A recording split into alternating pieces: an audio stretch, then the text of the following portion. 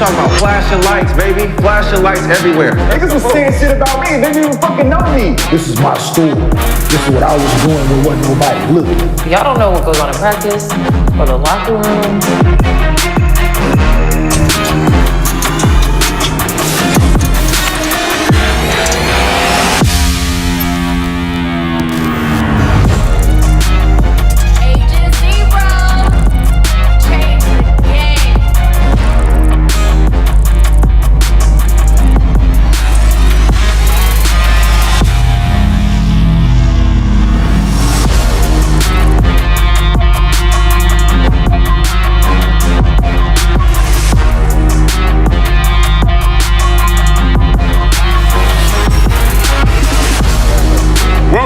Gil's Arena presented by Underdog Fantasy. What? Yeah. Always an adventure on this show. There you go. Take his whole whip. I'm glad the mics be cut off before the show starts because there's some things y'all don't need to hear out there. Okay? Or they do. Some of it is news. Some of it's news. But this is Gil's Arena presented by Underdog Fantasy. As always, we got the legend Gilbert Arenas here with us. What up, baby? Fashion game is really, okay, wait, what are those?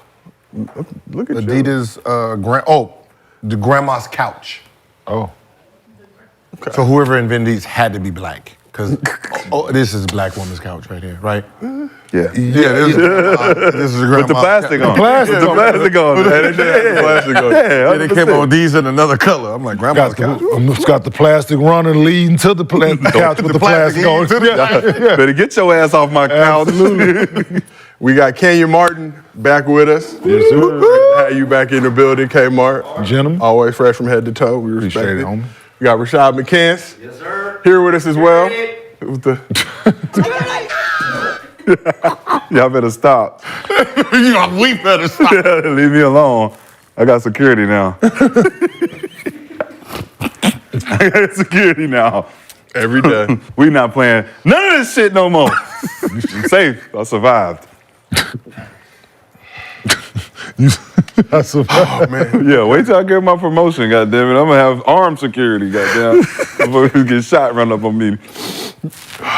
Here's what we got cooking in the arena today.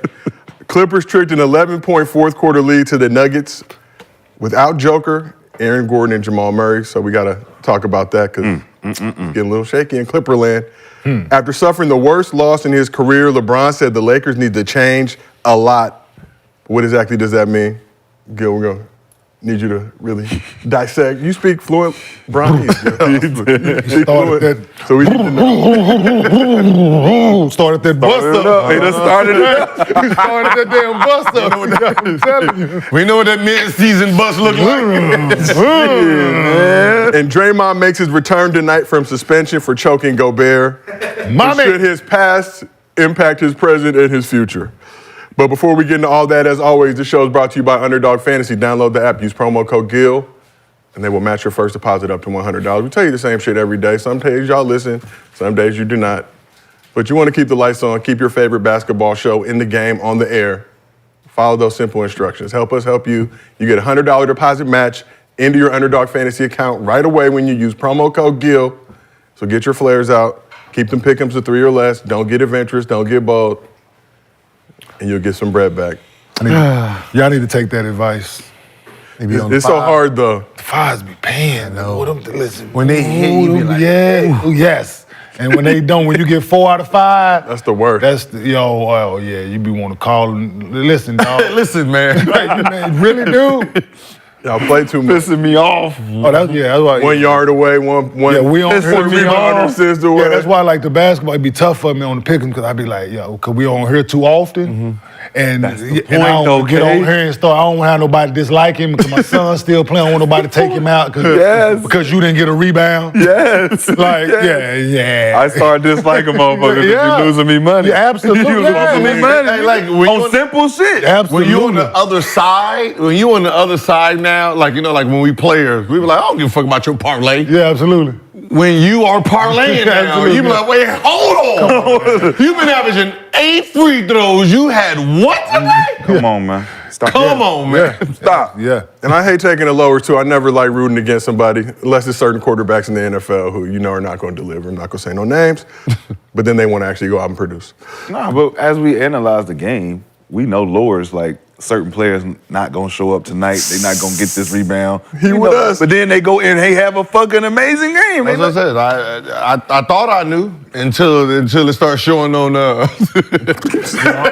All Take red. something that you said that you like when you was at home, you averaged this, and on the road, I'm starting. Yeah. Started doing that. Hey, we gotta really go into data analytics. Yeah, with this shit. You gotta really go into that shit. Yeah, you gotta start really. Yeah, That point. Oh, I know people hate that .5. That shit. Like, come on, the point. How did you know? How did you know? How did you know it was gonna stop at 25? So you my had partner said this is like Back to the Future. They got the almanac. Hey, I'm saying like, almanac. they got the That's it. they got the almanac. They puppeteering us right now. All they know what's going on. Biff and them, Yeah, they altering shit. Yeah, we been there Make before, like you're man. free This and is- get out of here, nigga. Yeah, they erased all our joint and gave us So as always, we do mostly that fans. Men in Black joint. That's the end of every show. Drop a good question with your Underdog Fantasy username. If we use it on the show, we will give you a $50 deposit into your Underdog Fantasy account. If you send us a video to mostlyfansguild@gmail.com and we use it on the show, we will give you a $100 bonus. Make your next move your best move. So speaking of Mostly Fans Guild, you know, obviously you're the host of the show. I mean, this is your show. So I never wanted R. But somebody in the chat said Gil looks like he's dressed up for ref prom. The way these refs are tripping out here, I should. Fuck your ref prom. If I was a ref in our chat, it would have been. Oh man. And 5 minutes. anyway. I'm not gonna be petty. If you can't watch the live version of the What, show on today? YouTube with us, You're not gonna be petty today. No more. You have to throw that in there today. we got audio version of the show available on Spotify, Apple, was. It was entertaining. It was. Spotify, Apple, wherever you get your podcast from. Must see TV. I'm just trying to keep this thing on the right track. He's like, the shit wasn't entertaining. That shit was fucking humiliating. It wasn't entertaining. It was just me. It was just me. Hey, but I thank you for the views, guys. Hey, good morning, chat. I got You know what is gonna be entertaining? I got like 16 DMs that day. You know what I'm saying? I got a lot of work. I got a lot of work from there. Feeling sorry for Low me. key, it is funny though. 'Cause All right. we just wait. Hey, somebody was just waiting for one person. Scott Foster. Or it was like, I'm gonna just change my name in the chat. It was like, this is personal. This is personal. Hey, well, you know what is entertaining? Our first annual Gills Arena Shootout presented by Underdog Fantasy. Trying to get down with the action. Hit the link on our Discord page. We're choosing 2 fans from our Discord page to participate in the competition. We're also doing an open tryout on Saturday, December 16th at the District Court in Chatsworth. Top 16 finishers will get to participate in our first official Gills Arena Shootout on January 20th, 2024. Take on Brandon Gill, Rashad Lexi, 2 celebrity creators, Jenna Bandy and Jester, for a chance to win $100,000 winner take all. Do not miss your opportunity to get down with the Gills Arena Shootout. We will see y'all hopefully December 16th at the District Court in Chatsworth. Do you know the address? Google District Court.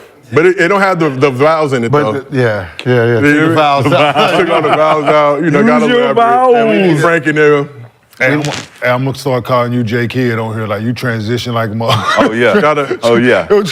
Transition. I gotta live here. I gotta be on these. I gotta be out here on these streets. I'm not trying to get ran up on.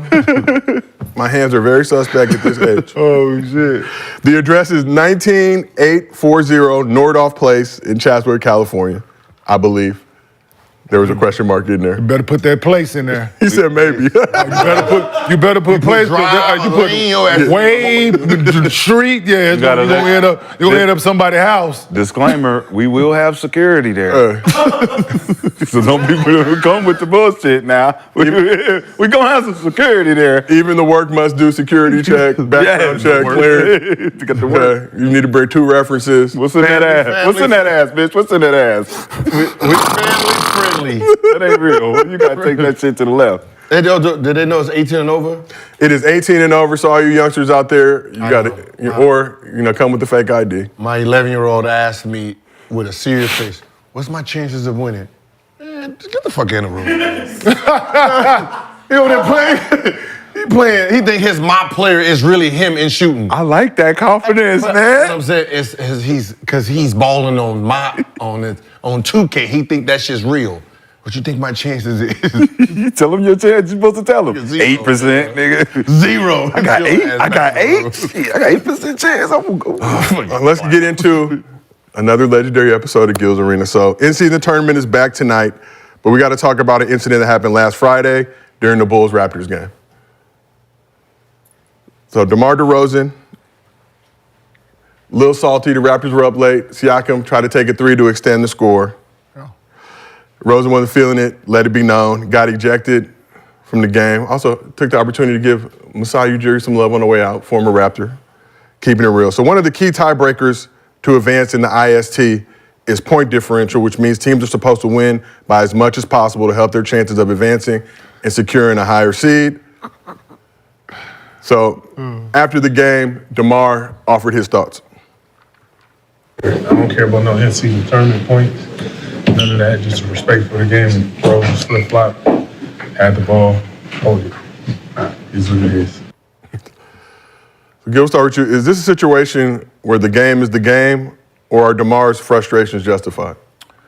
This is an unwritten rule that I don't know who invented it, but it's only in basketball, where after a certain amount of points, there's this sportsmanlike conduct rule that fucking kicks in, and it's the dumbest thing I've ever heard. Like, we are taught since we were little, play until the whistle blows, right? So when you think about games like this, usually the starter's not in, right? So like when the bench team comes in, as a coach, you want them to play like the score is 0-0, like play hard, like go out there and play until the whistle is over. The game is over. What happened to, that is called respect the game.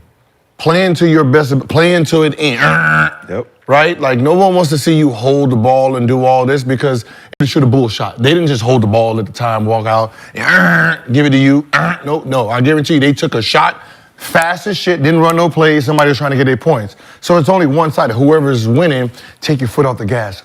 Yeah. You down, we don't want to embarrass you in front of your family and shit. Go on and try to score on me. Like, that's not a real thing, man. But players there's big fights about this shit, right? People getting mad about it. It's not real. Oh, I've never gave a fuck. I've never cared. Either way. We up or we down. Something went horribly wrong. We fucking losing or Something winning. happened. One of the two. Yeah.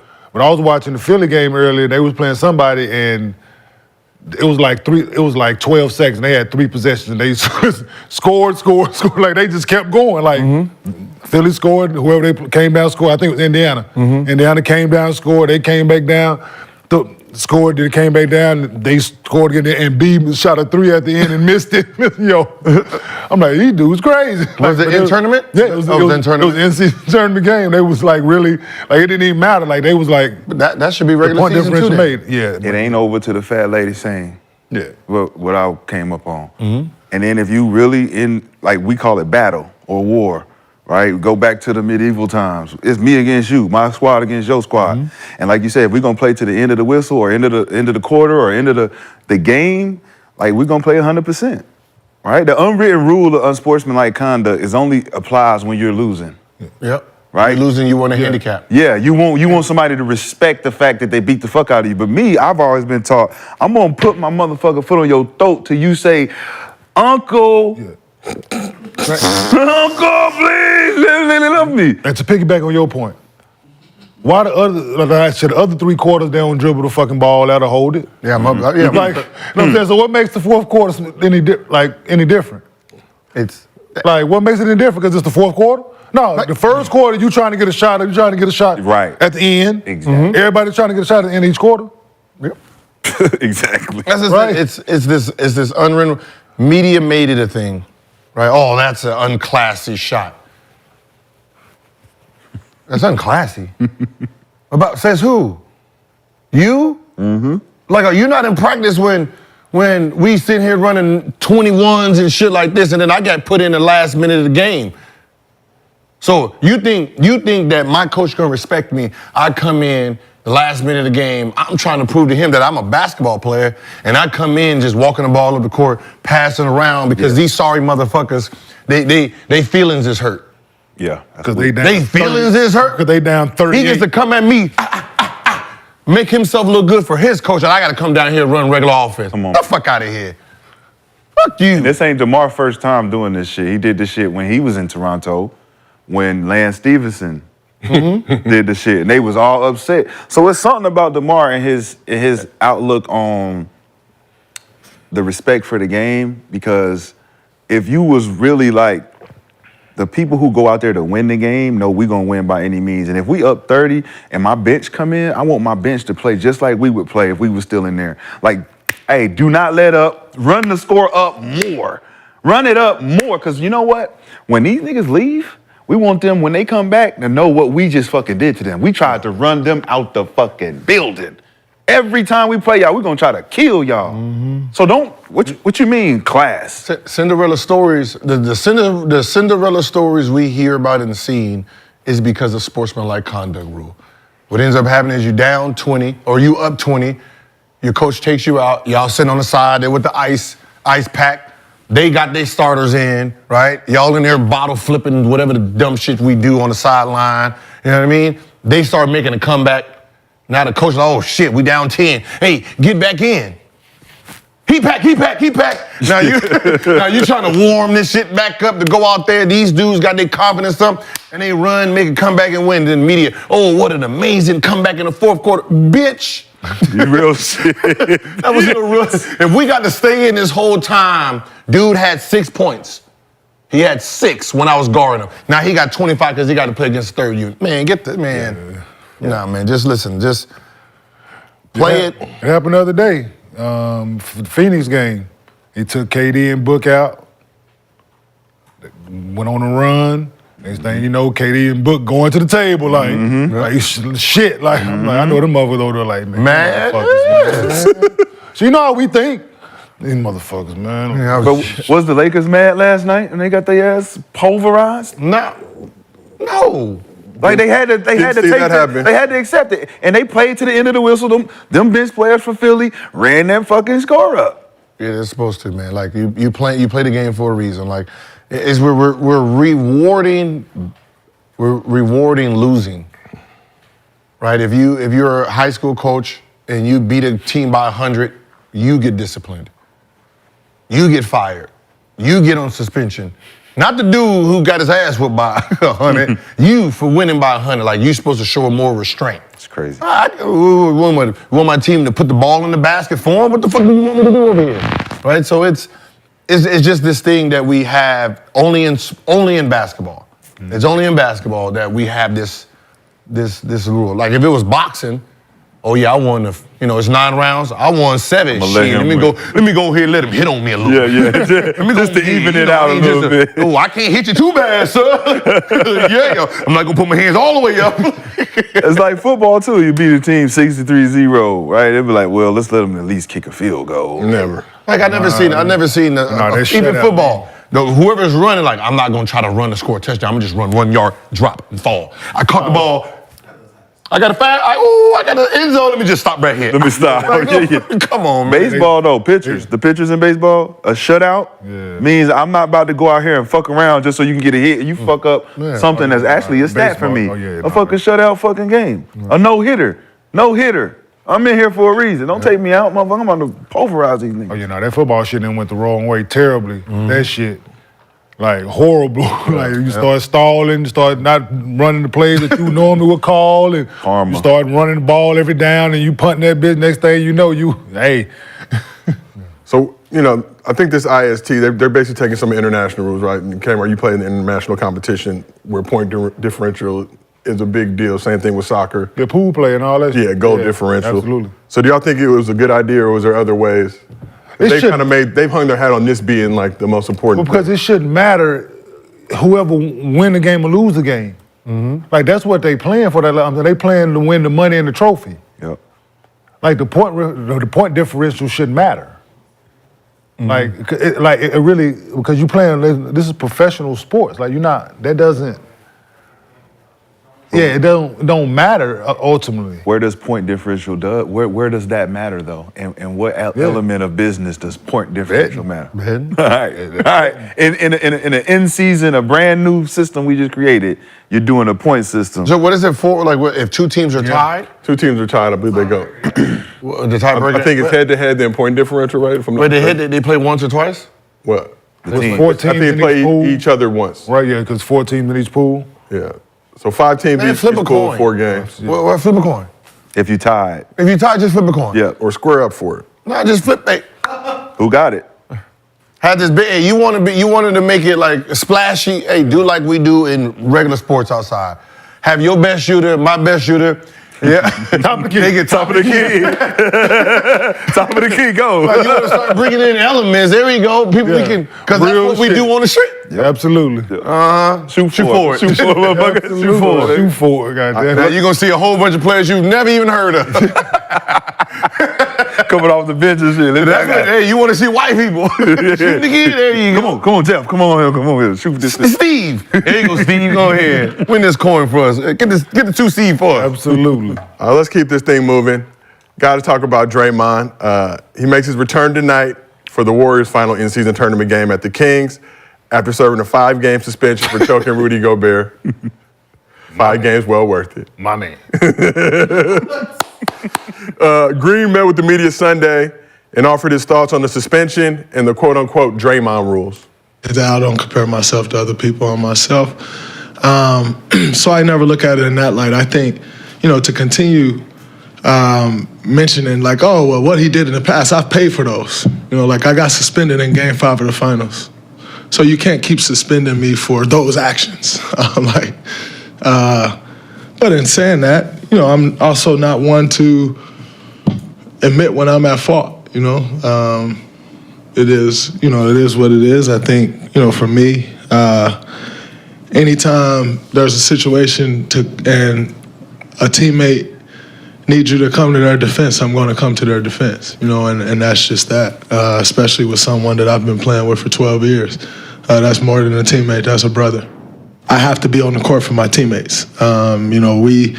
Our chances of winning drops dramatically if I'm not out there. So I have to be better at being there and as one of the leaders of this group. You just got to find different ways, and I think for me that's the biggest lesson in all of it is just like, yeah, you got to be there for your teammate, but you have to do it differently. The same way you would do something when I was 26, I can't do at 33.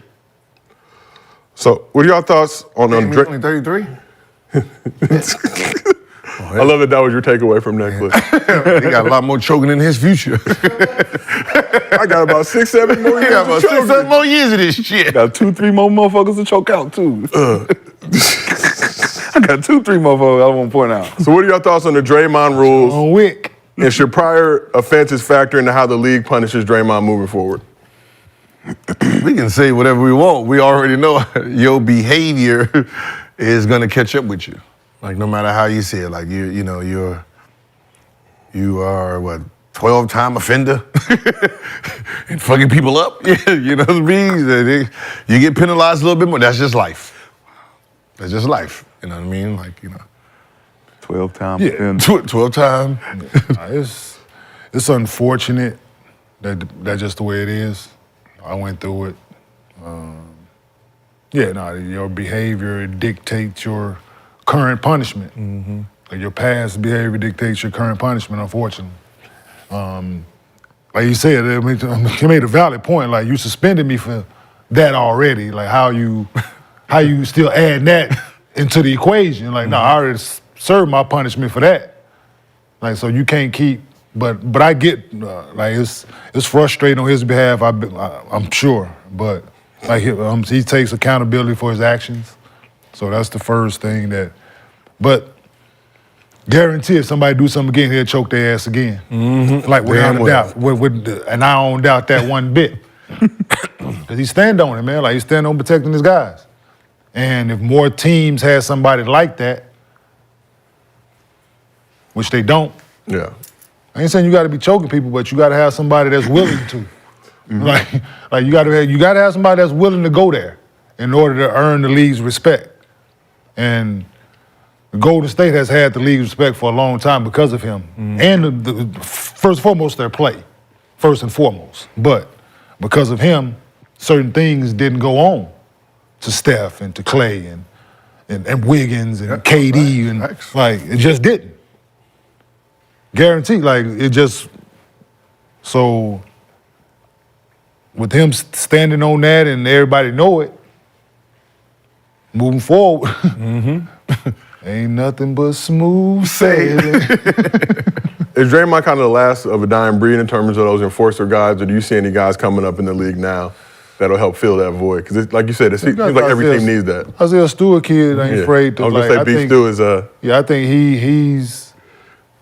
Yeah, it stopped. Yeah, it's 12. It stopped short. It's cut off a little bit. It's definitely for him to do. Yeah, no, I think, but I don't.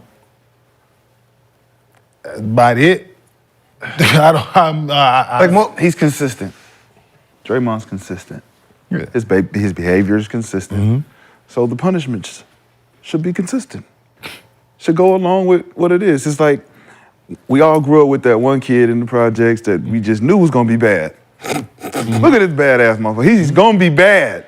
Shorty want to be a thug. Tupac made a whole song about this nigga. Shorty want to be a thug. So when he get in there and he started doing some shit that we like, looking at him like, look, man, there you go again. Yeah, little Jamarcus has been bad since he was 2. So this ain't nothing new. So it's like, you know. So it should be. So I mean, it should be a consistent suspension. Well, I mean, when it was like 3 games. Okay, maybe 3 2, games. maybe, yeah. 3 games. Like, it shouldn't be like, oh, you got 3 games, now we're going to bump it up to 20. Yeah. Like, nah, like, this behavior is only worth 3 games. I got to keep you at the 3 games. But if his severity of the behavior goes up every time he does something, like if you like, all right, you did this, you kicked a couple people, cool. You're a kicker, cool. Then you start stomping on motherfuckers. It's like, okay, you went from kicking to stomping. All right, okay, cool. Same foot, different parts of the body. And you went to punching the motherfucker, then you went to punching the motherfucker, then you went to choking the motherfucker. Now, listen, we don't want you to kill nobody the next time. Progression's in this. Progressions, yeah. And it's kind of aggressive too, so it's like, we got to stop it at some point. And it's like, if you don't send him a message like, all right, Draymond, if you can't see that this is kind of scaring people. Sister, he didn't get that message I got. He didn't get that phone call. And come sit with me that I got. He probably didn't sit down, but he didn't get the warning that I got. But what was it? What did he tell you? Son, if you want to continue to be a part of this NBA, you'll change your ways. David? Absolutely. Hell yes, David. That was the message. Clear, loud and clear. What year was that? After the Tracy fight, after the McGrady fight. Yeah, it's McGrady. That was, whatever it was, I don't know, 04, 05, whatever. That year. I think it was 2 in that year. I think it was the Corey thing and then that one. Yeah, well, Tracy was averaging about 30. Yeah. Hey, son. You ain't gonna be hitting on the 31 points per game. You can't just put your paws on anybody. We got a whole continent over here looking for him. 02 was Mac. Oh, that was Orlando. That was Houston or Orlando? Orlando. It was Orlando Mac, yeah. Incredible Hulk was flowing. So it was that. And listen, David Stern saved a lot of people from getting their ass whooped, man. I'm just being blatantly honest. He saved a lot of people, dog, from me slapping the shit out of people on that floor. A lot. I'm telling you, right, man. Had that conversation never happened, come on, man. Oh, you didn't have your second contract either, too, yet, huh? Nah. But it was, so he was on a rookie deal doing all this. So just imagine. Like, I wasn't, and then too, like, I wasn't afraid of the suspension. Like, them 2-3 games, whatever it was coming, I was gonna take it on, whatever it was. It's worth it. It was cheap back then. It's worth it. At that point, it's like, like I said, that 1 year, I think I lost. Games, bro. I think I lost like 350 that year. And how many games? 5, 6, 7. I don't know. That's a lot, though. That's shit, I don't know. Yeah, 350 back in any economy. Oh, yeah. That's a lot. That's a lot. Like in total, 350 on the like rookie total, deal. Like total. That's a lot. That's too much. That's too much. Like in one season, yeah, I think it was like 350. Hell yeah. Like, that would have been way worse than Draymond's. Yeah. So back to Draymond. He plays with a lot of passion and intensity, but he seems like he gets to push the limit with how he comes at officials before they react. Like we see guys get texts for way lesser infractions, a stare down, whatever it may be. So does Draymond get more leeway with refs than other players in the league, and does he deserve it? Yeah, he's earned it. Like, I mean, this is, it's usually the veteran refs, the refs who's been around to know, like, your temperament. So they know, okay, he's gonna, we know we can hear when he's gonna go off the top. But most of the time when Draymond goes off the top, it's... And then they give you a warning. Yeah, it's really sporadic. So when he's complaining the most, that's probably not when he's going to do something. Like most of his stuff is not during complaints. It's just, he's acting in real time. So it's just like, Meta World Peace, right? you know the behavior. So most older refs don't really penalize that. It's the new ones that don't know you. Yeah. Right? So if he has the leeway that he has right now, he's done earned it for 12 years. Yeah. Yeah. Like I said, some of them be like, enough. Enough. All right, Draymond. Heard you. Look, I heard you. I got you. Then they'll walk off, but like you said, to Gil's point, you get them young ones, man, they ain't been around. They trying to make a name for themselves. Got that quick whistle, and then that. If you give somebody like Draymond one that he didn't feel he deserved, you get another. He's getting another one. Yeah. Like it's because trust me, same way. Like if I felt like I ain't deserved that one. Yeah, it's gonna be a quick shower today. Yeah, yeah. Like think about that though. Like when we're complaining, we know what deserves a tech. Yeah. Like we know we trying to get a tech. All right, yeah. So what'd you say?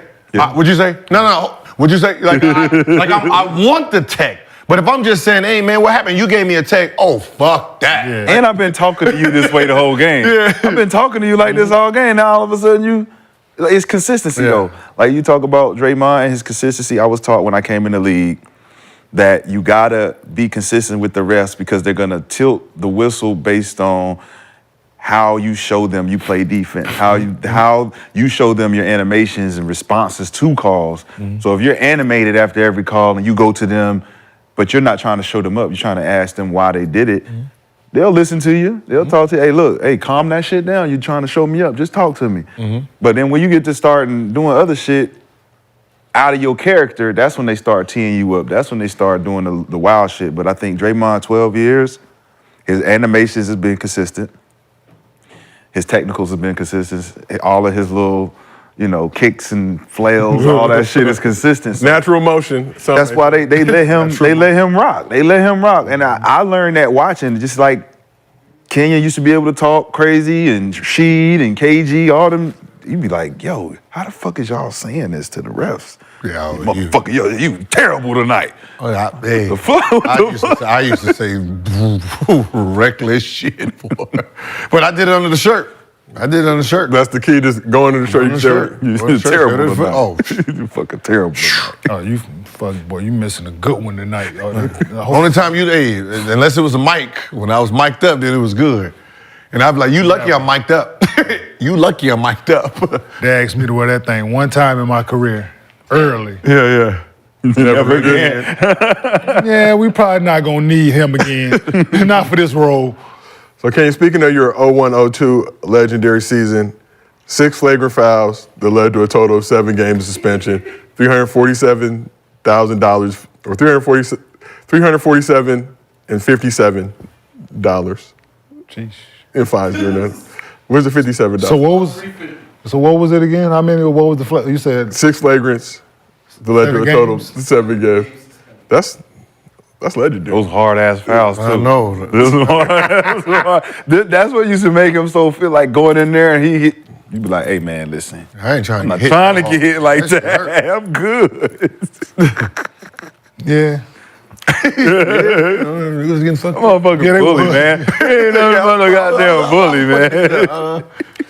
So Draymond may need to adjust how he plays, but according to Warriors GM Mike Dunleavy Jr., the Warriors have no plans to tell him to tone it down. This is from an interview he did about a week and a half ago when the suspension was first announced. And I think for Draymond, he walks that line, of aggressiveness. And from my standpoint, it's hard to ask him to tone it down and dull it because you don't want, he gets too dull, then he's not the great player that he is. So, that's a challenge. Hey, Draymond, I was wondering if... Bear down. That's my teammate. He did not go to Arizona. I know, but it's just bear down. I know. That was my high school AAU teammate. You was punking him? Tell the truth, yeah. No. Y'all were cool. What's cool? He had swag? He had NBA socks. Okay. That was the ones with both on both sides. Yeah, so I was a king in school wearing those socks. So, do you agree with Dunleavy's stance on Draymond, or do you feel like at this point, even like Dre said, he can't do the same shit at 26 that he can at 33? Chief, might be time to tone it down a little bit because we actually need you out here on this court, especially this season, because we are not those Warriors of old anymore. It's like telling the shooter not to shoot. You know what I mean? Hey, Steve Nash, don't pass. It's what he does. It's what he brings to the game, right? That's his part of the game, right? Steph does what he does. Clay does what he does. Draymond does what he do, right? Even though it don't make sense to us, it works for them. Like it was like telling Dennis Rodman, hey, don't fondle the other players. Don't go out there feeling on booties, okay? Whatever he did to irritate the other player, that was his job. Like, you got Alonzo Mourning over there, Carmelo over there. Like, what the fuck is this wrong with him? Jordan's like, hey, keep doing you. Do it again, right? He's doing what he does to make them successful. Am I right? Come on, he was the only person that was slapping ass on the other team. Good job. I'm not even on your team.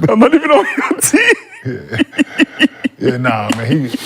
It's the emotion that he plays with is the reason that he is 4-time champion. Mm-hmm. And that aggression is the reason that he made it to the NBA. So without none of that, then you wouldn't have Draymond. I think it's a fine line that you have to walk when you play like that and when you play on emotion. It's because the game, man, when you care and you passionate about it, it's gonna come out. Mm-hmm. Like no matter what you say to somebody, and it's gonna come out. Like if you just take another sport, like Steve Smith, the receiver, how he used to play the game. Mm-hmm. One of my favorite. People try to tell it's gonna come out. Just who you are. Like people try to tame this. I don't. Whatever, man. Like I hear you. I really do. Like Draymond hears people when they say it, but between that 94-50, man, like it don't. All bets off. Mm-hmm. This is what made me who I am. This is how I got out of Saginaw, Michigan. This is how I got out of Michigan State when nobody thought I was a pro. So, no. When we talk about personality, we talk about characters, right? In the NBA that is lost. What we came up looking at, there were characters that we consider superheroes that had personalities.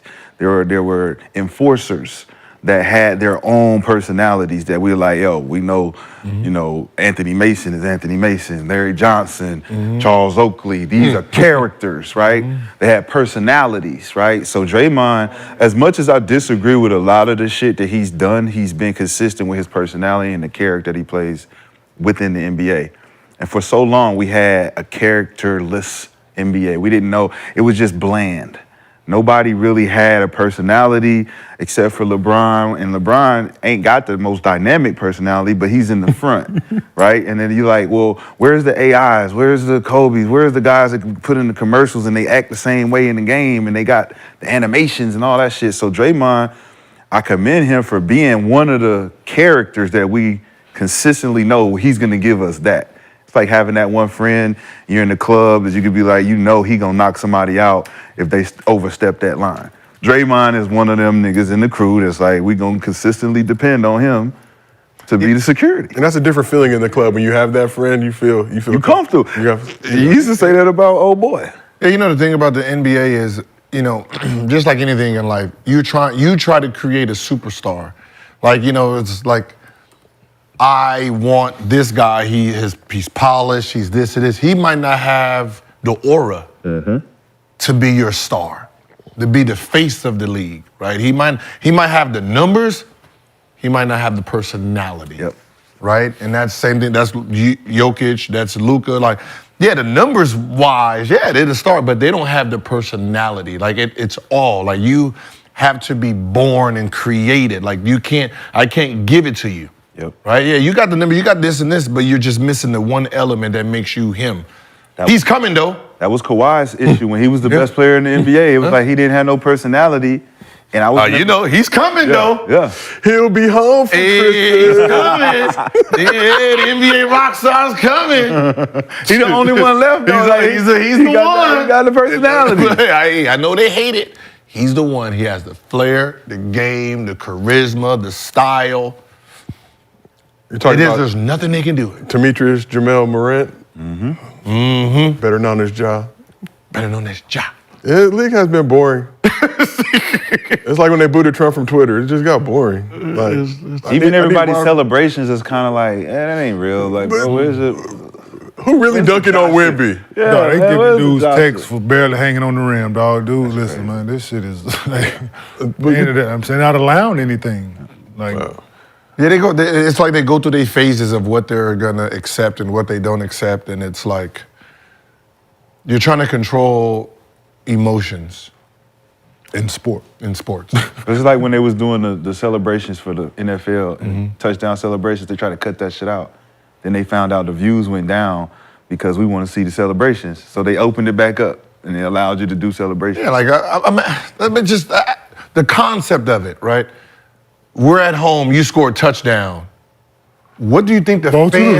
Throw it to the What ref. do you think the fans is doing? They celebrating in the stands. They dance. They clapping and cheering, and then they say, "Well, the fans don't want to see it." Look at them! They doing the celebration of damn selves, just running up and down the goddamn field on the sideline, clapping each other, doing the motherfucking wave. What the hell you think that is? The wave is a celebration for the fans. So what entices that is the player who scores. Shit, they got celebrations for first downs and Absolutely. Yeah. Sacks. sack, like the whole. I'm just Incomplete pass. It's like they see something, and because they don't understand it, they don't understand like when you take it away, what the effect that happens. Right, this is home court advantage. Right, if you don't want me to celebrate on the road for the road team, cool, but at home, man, if I celebrate for 5 minutes, goddamn it, 5 minutes. Let Just it kick go. the ball. Let it go. I mean, that motherfucking ball, I'm on the sideline, I'm doing I don't give a shit what y'all do at this point. I'm not on the field no more. That's what made Ocho Cinco so good. You know what I'm saying? Like they literally went out there to watch what he was gonna do when he scored. Odell Beckham. That's what he took the reins from that. But then you look at that's just two players. Where's everybody else's swag at? Where's everybody else's personality Scared? at? Helmet. shit. They scared as fuck. Shit, fucking Travis Kelce be giving it to him. He do. Trav Kelce do be. Cincinnati Bearcat. Bearcat down. What Just y'all gonna put that out there. Bearcat. That's what made Cam Newton. Man. Yeah. That's fire. If you don't want me to celebrate, keep me out the end zone. Yeah. Ooh, that was power. Keep me out the end zone. So we talked about the dark side of Draymond. We got to talk about the positives as well. 4-time NBA Wait, champ. that was the positive. The suspensions, the other shit. That was all positive. It was all positive. That's my fault. That was all That good. was my fault. That was my fault. Let's keep talking about the positives, though. 4-time NBA champ, gold medalist, defensive player of the year, I think 8-time all-defensive team selection, elite player, as much as people want to say or this, that, or whatever. So how will Draymond be viewed in basketball history years from now after he's done playing? As a Hall of Famer. Hall of Fame. Sucker puncher.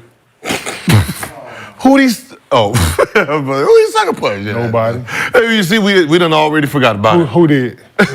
With no sucker punch. No, I'm inclined to. I'm Kevin. Somebody walking at you. I'm Kevin. Somebody walking I at just you. want to throw some shade at that, man. You see me coming, ain't no sucker punch. Nah, he's definitely a Hall of Famer. I ain't Hall of gonna take Famer. nothing away from him, man. He's done what he's supposed to do. And people say, well, if he was on another team, this, that, whatever. Tough shit. That's not what happened. If he was on another team, because if my does auntie Golden State had win a dick, championship? she'll be my uncle. Huh? If my auntie had a dick, she'll be my uncle.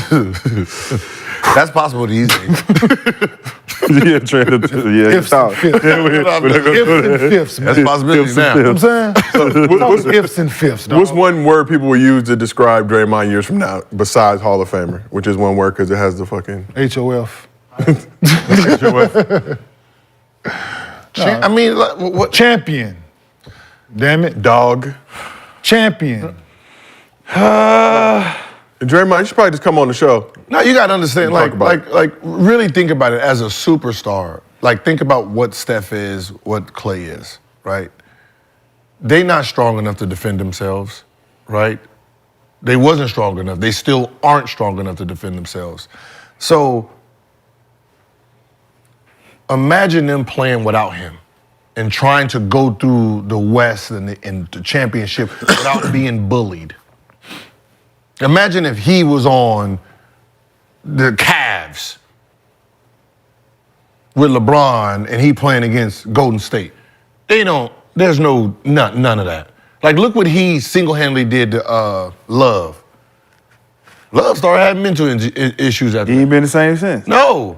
He ain't been the same As since. soon as Draymond heard, I got him. He weak.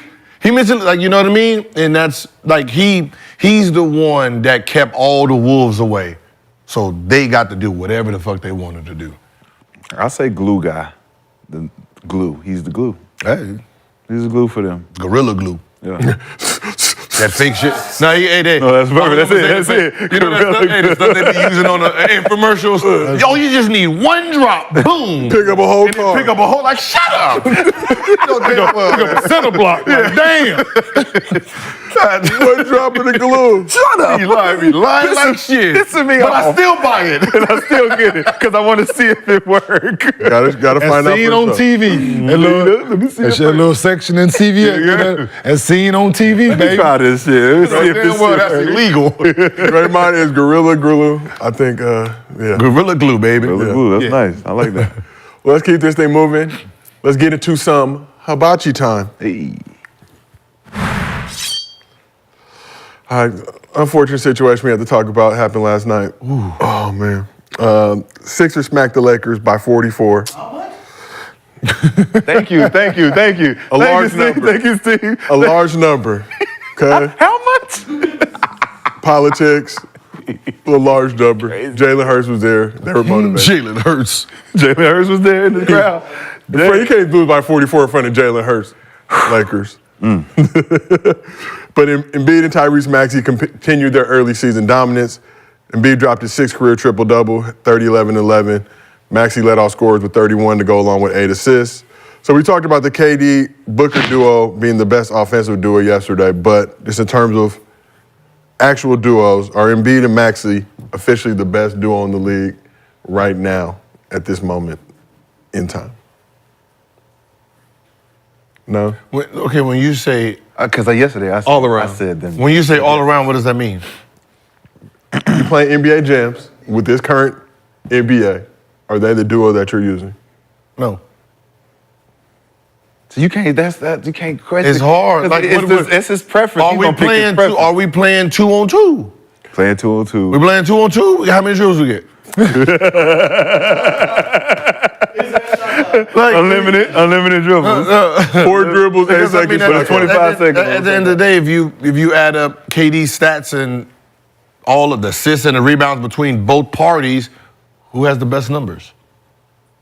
So let's talk about these two guys in a 5-man setting in terms of looking now at it's a 5-man setting. And that's how the game is played. Now it's a 5-man setting. So they're the best duo in a 5-man setting. Got it. And what determines that? Gil's Arena. No. Hey, I like that. Let's determine it. Yeah, let's determine it. Just the way they've been playing this season and smacking, the people's chance by 44 points. I mean, say yeah. In front of Jay. I mean, listen, guard, big man, of course, is always ideal because it's inside-outside game. But, Booker's 6'6", Kevin Durant 6'11", shit, same shit. Same shit. It is. Somebody in the I'm chat taking them said Suns. Darvin scam. I just had to point that out, but That has nothing to do with this conversation. Y'all niggas are wild. Are they talking about my purple yet? They've been on it. They gave me Barney or what, Prince? Nah. Not a referee stuff. A lot of the people in the chat weren't old enough to know who Prince is or the artist formerly known. You know, this is just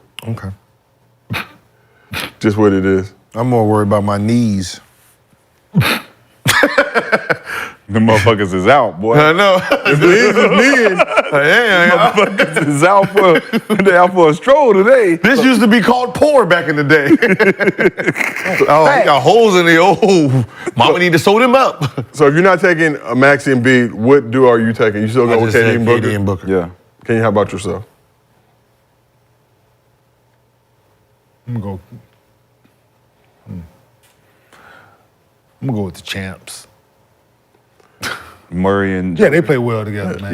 Yeah. Jamal's been out for 11 I don't games. care. It's all okay. That is your right, and I will not question it. How long he been out?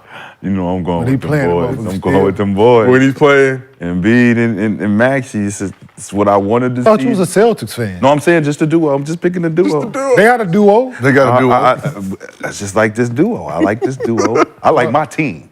Like But they got a nice duo. got our team. We got But they got a nice duo. Cool. So go with your duo. Go with your duo. I go with Go with Jimmy and Bam. Tatum and Brown. Tatum and Brown. Just fuck it then.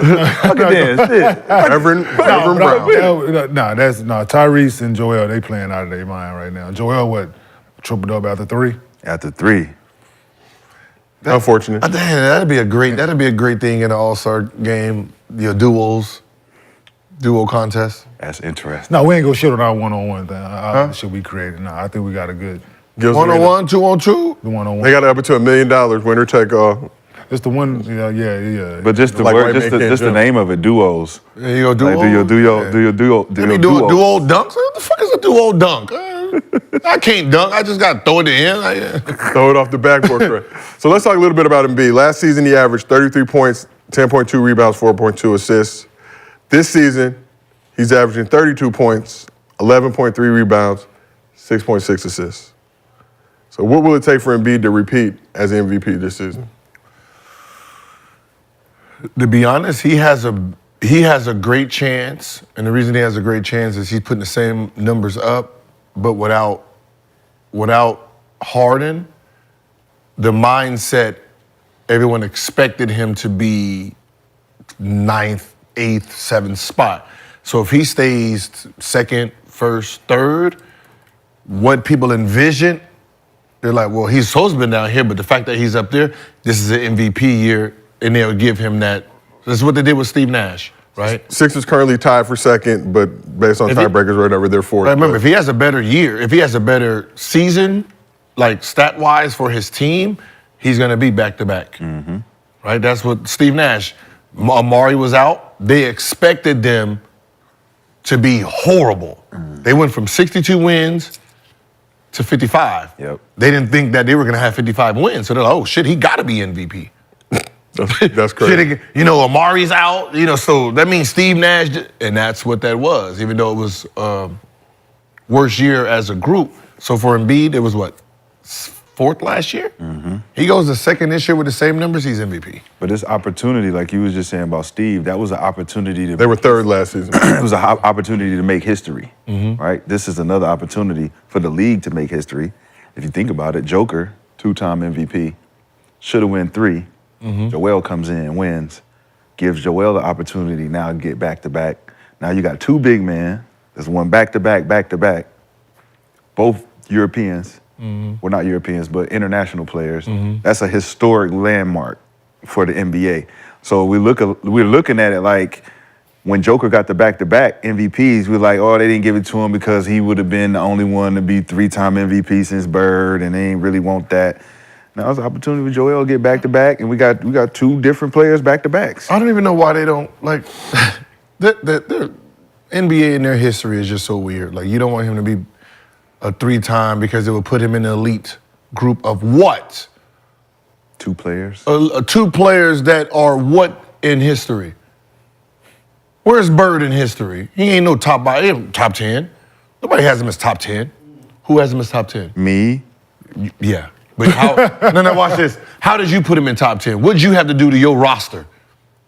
Position. No, not position. Position. You had to put it in positions. So he can be the by position. by position. Versus just name your top 10. So Bird is one of those guys. He's not in, top. Nobody's real top 10. Manipulation, right? And Bird is in a lot Gotta of people's get my shit off somehow. He's the Rocky Marciano of the community, of a certain community. No one has. I'm trying to preserve his beat Joe Louis's ass. Preserve his legacy. But I said, nobody has. So putting Joker in that doesn't change what, because it's not like you got these guys who are 3-time MVP sitting there in the GOAT debate. So what the fuck do anybody care? Yeah, real shit. Give people their stats that they deserve, because at the end of the day, when it comes down to the end of someone's legacy, you guys are using these things to judge. So hey, I was supposed to be 3-time MVP. Give me my MVP, because that might get me closer. Like right now I'm 8. It might get me to damn 6. Real shit. Right? I know it ain't gonna give me the 1, but it's gonna give me the 6. I want to be 6 now. Yeah. It might be 2 decades before I get back to 8 versus 8 to 10. Right. When we talking accolades, you talk accolades matter when you talk about the debates. When they're sitting there trying to figure out who's gonna be in certain spots, like the accolades count. But if you're cheating the accolades. Because for the most part, hoopers don't give a fuck about your accolades. Care about your game. It's your game. It's how we see it, how we seen it, how you presented it. Yep. When we talk about the best of the best, those guys are freak of natures. Usually the freak of natures, they're the ones who worked the hardest, and it was the way they played the game itself. People don't understand. This is real shit. Think about the top 50. This is why legacy isn't really legacy for me. The top 50, when they did that top 50 list, right? 36 out of the 50 came from the biggest cities. It came from LA, Philly, New York, Boston. 36 of those players went through those cities in big times and points, or in Baltimore. Yep. Right?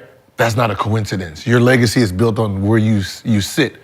Now, the other players, they were just so great that they got into it. Had to get in. Yep. They got into it, and the best power forward of all time wasn't even in the league when they did that list. Who was that? Tim Duncan. There you go. Other than that, you're just sitting in big city guys. Like LeBron. Of course, LeBron stood out. But if LeBron never came to LA, right, to get some foundation here, it's kind of. But Chicago, LA, Boston, your top 5s is sitting in there. Yeah. Your top 5s is sitting in those 3 cities. Like. Tim Duncan is the only top 10 player that wasn't in the big city. And I think a lot of people want to put him in top power forward. Huh? Timmy's your top power forward? All time? And you said it pretty quick, and you said it with a lot of confidence. There was some bass in your voice. This is how I do this. Like, let's take, and this is what, like, somebody was arguing me about Ginobili, right? About Ginobili not being top player, right? Top 6 man. And I said, the reason is this: if you take the championships away, which was team awards, right? Take your championship away, take the names off, and say, stand on your own stats, which means scoring titles, defensive stuff, rebounding stuff, assist stuff. Stand on it. Now look at his numbers. You're like, what the fuck is these? Like, so I want you to stand on your numbers first before we add team success. Right. Right? Stand on your numbers first. And let me see your team success. So when I do people's numbers, when I do who's better, Jamal Crawford or him? All right, let me see him. Okay, you had Tim Duncan, okay, how did you play when Tim and Parker was gone, when you were the main guy? Mm-hmm. Oh, you averaged only 13 points. Oh, shit was different then. Mm-hmm. Like you're in the Jordan Poole situation. Yep. When Jordan Poole was the third option, no one was paying attention to him, you averaging 20-something. Yep. When you're the focal point and people are putting their defense around for you, oh, shit is a little hard. Mm. It's a little difficult, right? And that's how I judge you. How did you stand on your own as a player? So Tim, Carl, Charles, KG, like Timmy the best ever, based on stats. That's more. He had to guard those guys. Like he had to guard. That's not. So, Karl Malone had more points, right? Mm-hmm. Yes. KG had more rebounds. Mm-hmm. But overall, Tim is in the conversation with both of those. Yep. And blocks. And blocks. And then you gotta, I know we're not talking, but you have to, so we got points, rebounds, blocks, then we do wins last. Yeah, so if So then you got the team shit is last in this conversation, right? Uh-huh. So yes. So if you take off the wins and you take off the championships, Yeah. and they have to stand on their own, Tim is better. Tim is better. Then. In every category, he stacks, like, Karl Malone wasn't a great rebounder. Right. And you have to take the most his points came on fucking pick and roll stuff. roll. So you He have wasn't to, really if we talking. Stand alone, then yes. Then that answer is yes. So then it really just would end up being like KG and Tim But that's trying what to figure out who the best is between them two. But stats-wise, no championship, Tim is still better. Tim is better. So that's what I'm saying. Tim is So better, you don't need championships to say he's the best power forward of all time. Yeah. Without championships, it says that. Yeah. You know, that's how you, that's how you determine who is better. You take away the team accolades, the team records, all this. Let's say how these guys played the game. Who was more dominant? Tim was more dominant without any of his rings. That's why. Case closed. That's why I said about the LeBron and KD conversation. In my opinion, I felt like KD is the better player, but LeBron got the better career, 100%, the better legacy, all of that shit. But it's like, as far as a player, as a hooper, I'm looking like taking the championships away, taking all the team shit away. You know what me and KD used to talk about this a lot. I remember when he had me break down top 5, their strengths and weaknesses. Right now, I had him at 2. He said, why am I 2? So I gave him the reasons. And then he was like, have you ever thought that, has anybody ever asked me to do any of those things? Ooh. Right, yeah, you're putting LeBron in front of me because he's rebounding and he's passing. Every team I've been on, was my job. Yes. Right, if you're telling me, hey, we need you to average this, this, and this, when you see me pass, I know how to pass the ball. Yep. I rebound. He's It becomes my focus. He says, but my focus point is we need you to score, so I'm being penalized for something I wasn't asked. He's asked to do all these things, so he's. And I'm like, hey, that's so accurate though, bro. Because, like for me, I was put in a position to play a certain style, come off the bench and score. Like, oh, you only averaged this amount of rebounds, this amount of assists. It's like, because my focus was getting buckets. I only was in for a certain amount of time, get buckets. So I can keep playing. That was the only way that I was gonna keep playing. I'm undersized, but it's like I see other guys, it's like, that makes so much sense, because if he was asked to do other things, and you used to talk about this all the time, like, we're smart enough as players to know how to do other things when we're asked, like the USA Olympic thing. If I'm asked to take a back seat and play this style of way, just talk to me and tell me so I can adjust. But if you don't allow that time for me to adjust and I don't adjust, it's like, it's because you didn't ask me.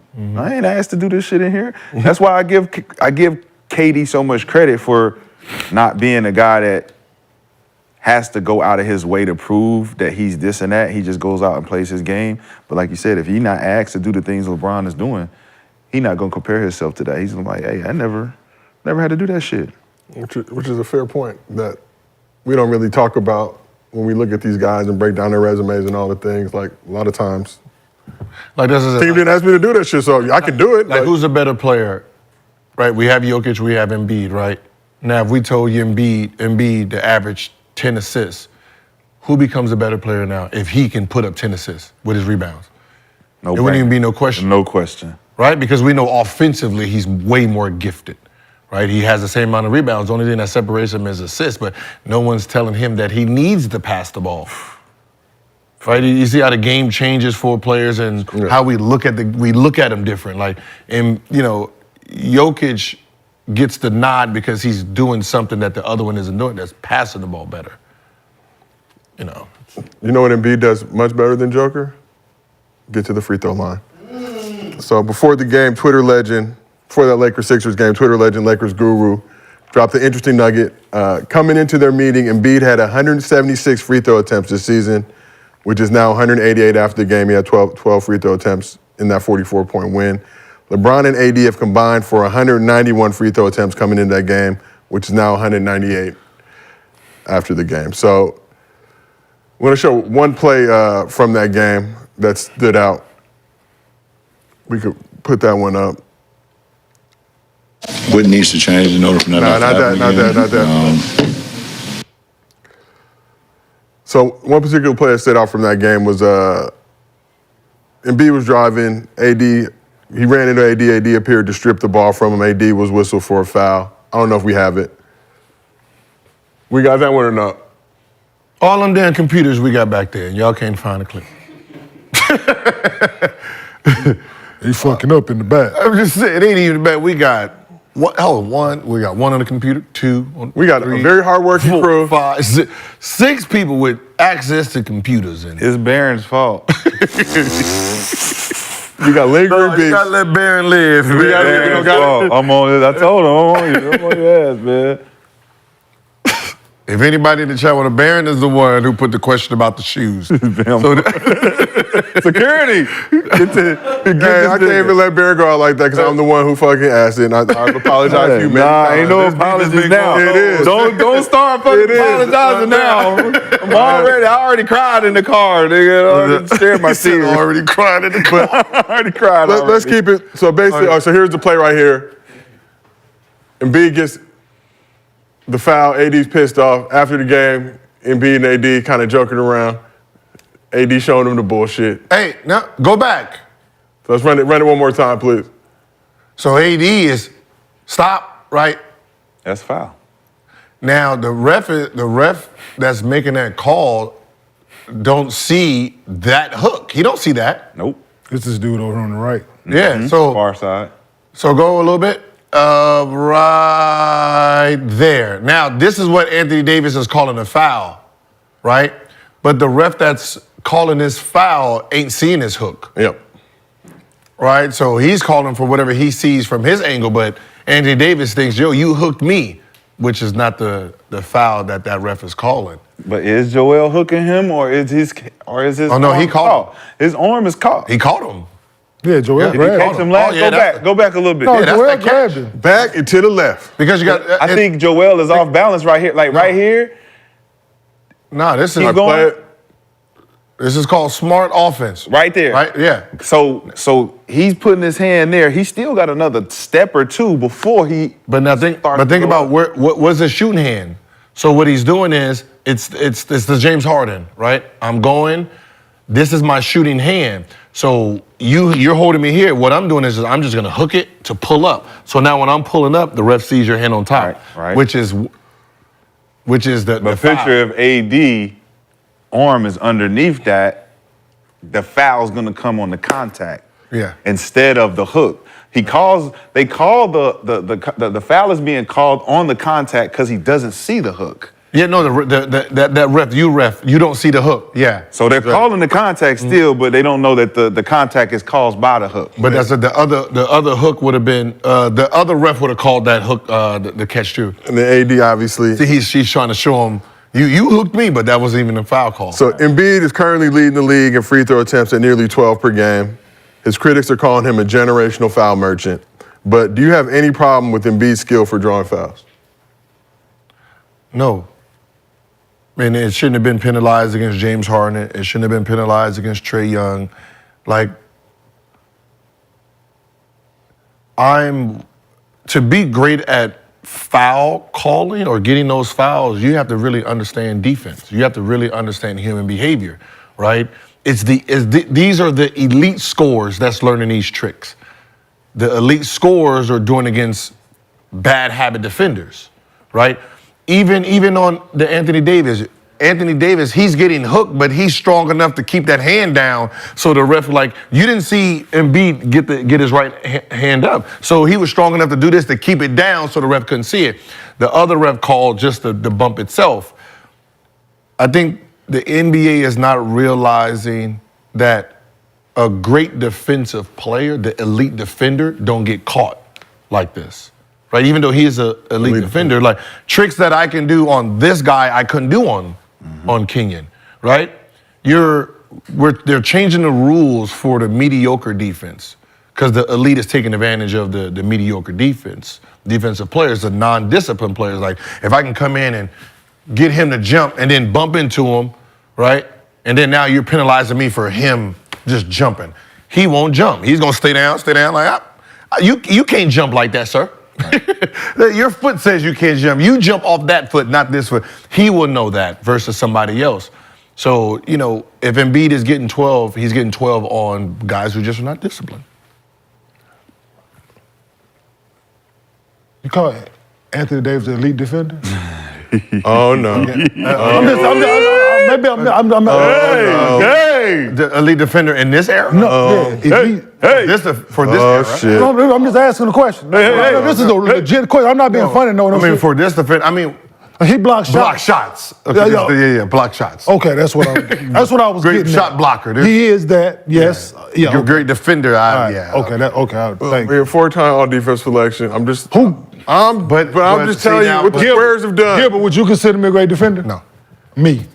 Would you a great defender? Would you consider me a great defender? I made 0 all defense. But we already know that was Throw personal. Fucking stat up that to was me. personal because David Stern was a hater. It wasn't. But that's Don't there's a throw difference that fucking between, stat up to me. And I think that's why when I look at Brook Lopez, you got shot blockers and you got defenders. Yeah. And I think they're using shot blocking. Absolutely, it's not the fucking same thing. So do you feel like AD is not an elite defender? I think he's a great shot blocker. I think he has great timing around the rim, absolutely. I'm taking nothing away from him in that regard. Certain pick and roll situations, yeah, he moves his feet well, but nah. For overall. No, I give him that. Like, I wouldn't consider Rudy Gobert a fucking elite defender. Okay, But he makes all defense teams got fucking trophies at home that say he's the best defender in the fucking league. I want to go back to the point of Joel. Like, there are two different sides of it. There is using our tricks, and then there's using the fact that they give you calls to your advantage, right? And there's the flailing, the flopping.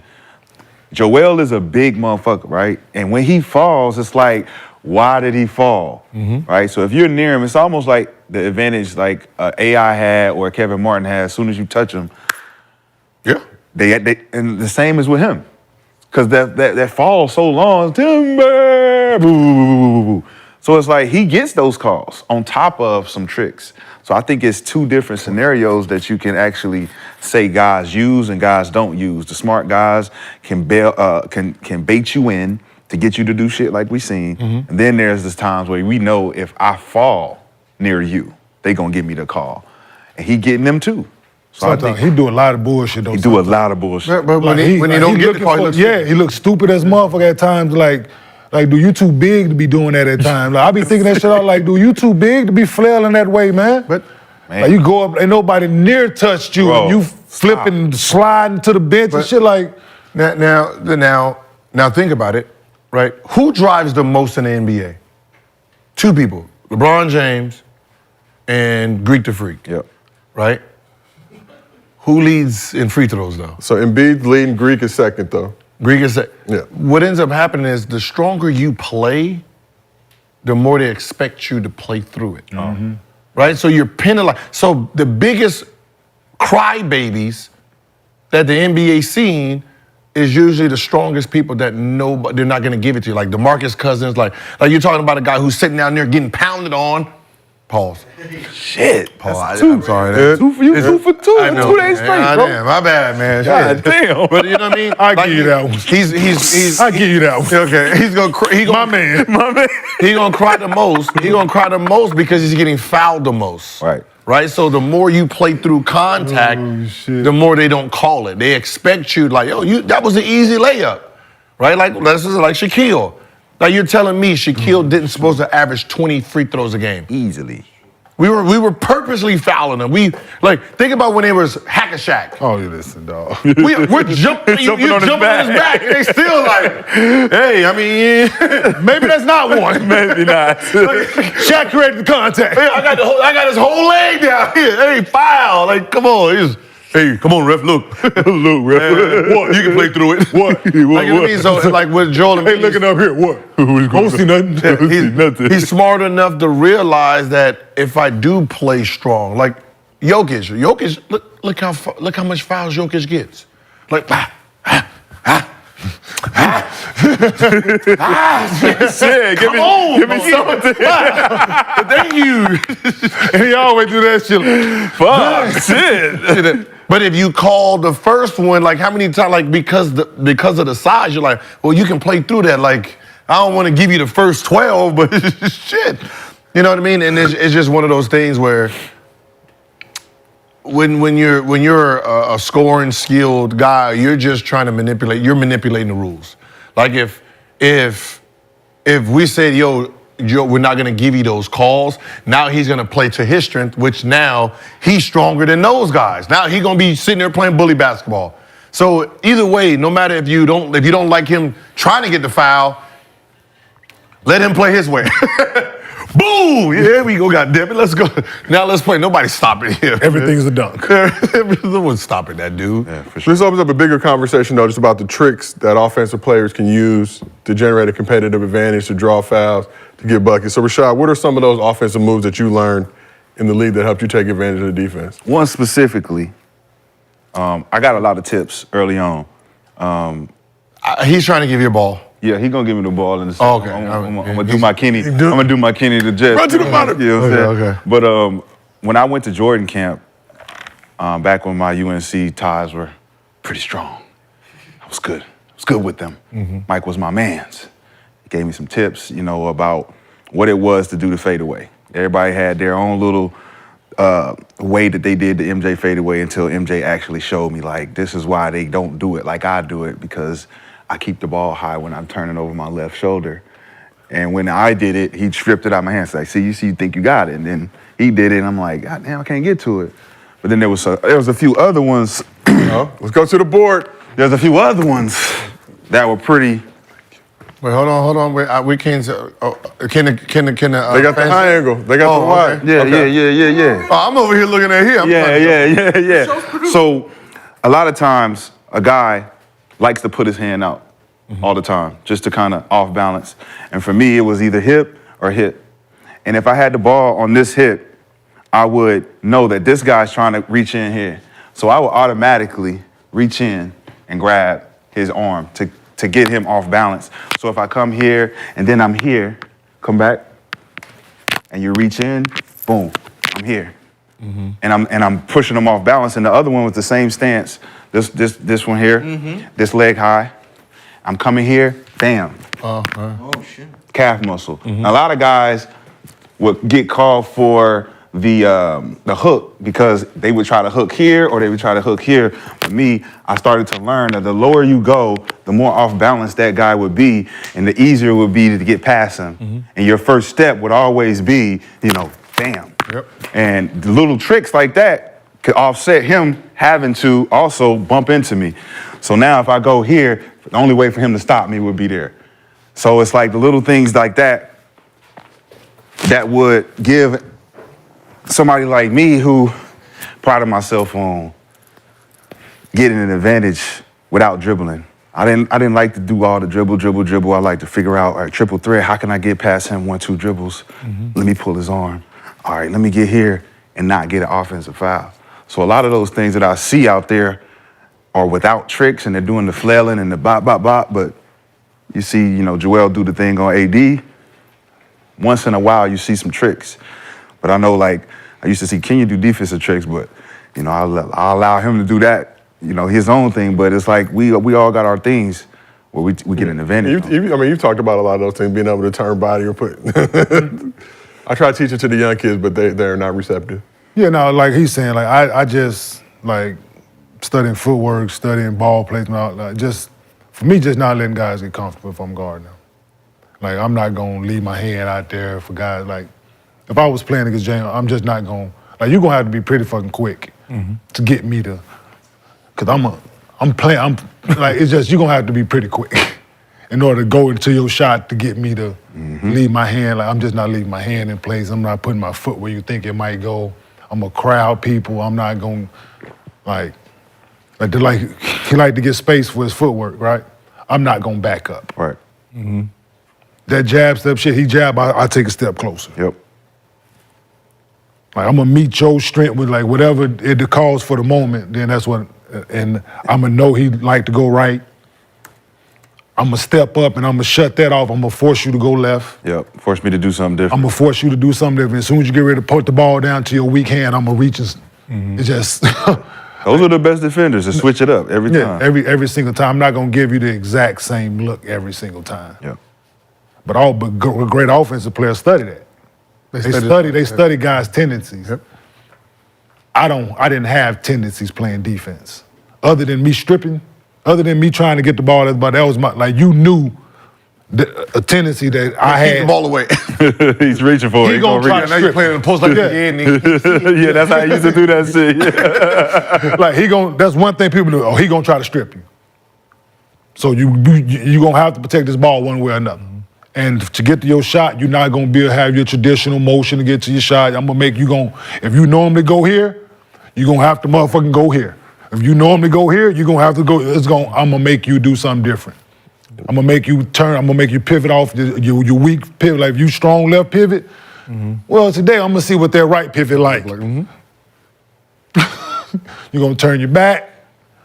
Man, get that, and that's why that's what made Kobe so great.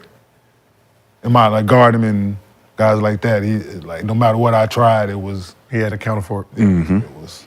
I showed Jordan Clarkson and Garland a trick I used to use. No, not that one. You got another one? Oh, this not on the video? Yeah, it wasn't on the video. It's I used the ball as a spacer. So I told him when I'm driving, say you're coming to help, what I'll do is, like most guys cuff the ball, right? I use the ball as a spacer. So if I'm driving and I see you coming, I'll give you the ball. Because people's natural habits is ball watchers. They'll reach for it. Right? So, so they reach for it. So what I'll do is I'll come and I'll jam the ball in your stomach to slow down your momentum to push me back. So I used to use the ball. So if I'm coming at King and I'm like, oh shit, he gonna jump, I'll push it in King's chest, make him back up a little bit, now I can go up. So that was a little trick. Like you had to practice it years. No, for sure. Because when I was little, I used to do, hit the person with the ball. Yeah. Ball come out your hand. Now it became a thing. Like, wait, hold on. So when I'm coming and I'm getting ready to absorb this energy, I'll use the ball as the blocker. Boom. What makes people do is they always try to grab at it. Now when I pull out, you got my arm. And that's how I got a lot of fouls. People didn't understand it. So they were trying to. I was like, yeah, when y'all trying to do the Euros, use the ball, right? Use it here. Just. You coming, he's coming, boom, stop him with it. They're not gonna call offensive, foul on the ball. Boy, you would have been held with that same foot, same hand, same foot shit. Boy, you would have been held. But that's what, and I said, y'all have, and that's what I was saying. I said, y'all got moves that I didn't have then. Now you use my tricks with these moves. And that's when Garland was like, he's sitting there trying to, boom, and he was like, oh shit. And I was like, look. And if you could keep a whole grip on there. And I was like, think about it, like when the defensive guy is coming over and you're talking about the big man, because now big men get to jump straight up. I said, big men get to jump straight up, jump into their stomach. That's what you used to do that shit all the time. You can jump it straight up, hit him in their stomach. Oh shit, right? Automatic foul. Like it's little tricks, but you still got to understand the player themselves too. All right. So we talked about the Sixers. Now we got to talk about the team that didn't score as much as them on Monday night in that particular matchup. So LeBron was naturally frustrated after Lakers got 44-pieced. How many? The number that comes after 43 and before 45. Instigator. Which is the largest loss in his career and the fourth largest in Lakers history. So Bron has some interesting comments about the current state of the Lakers. What needs to change in order for that not to happen again? A lot. Is there anything in particular? Not a lot.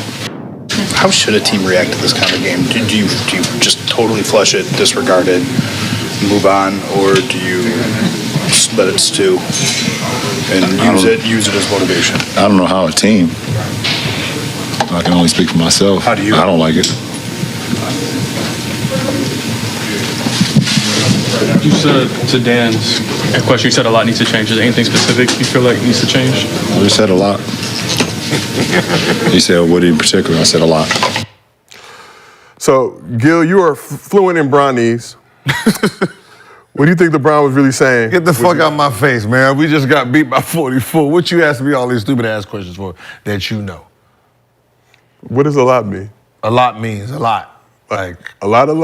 Like D'Angelo Russell and like, Austin Reeves. whoa. Like D'Angelo Like Russell that and a lot? Austin Reeves. Ice tray is, Hey. no, D-Lo is fine. Hey. But we already know, like, when was the last time LeBron ain't trade in the middle of the season?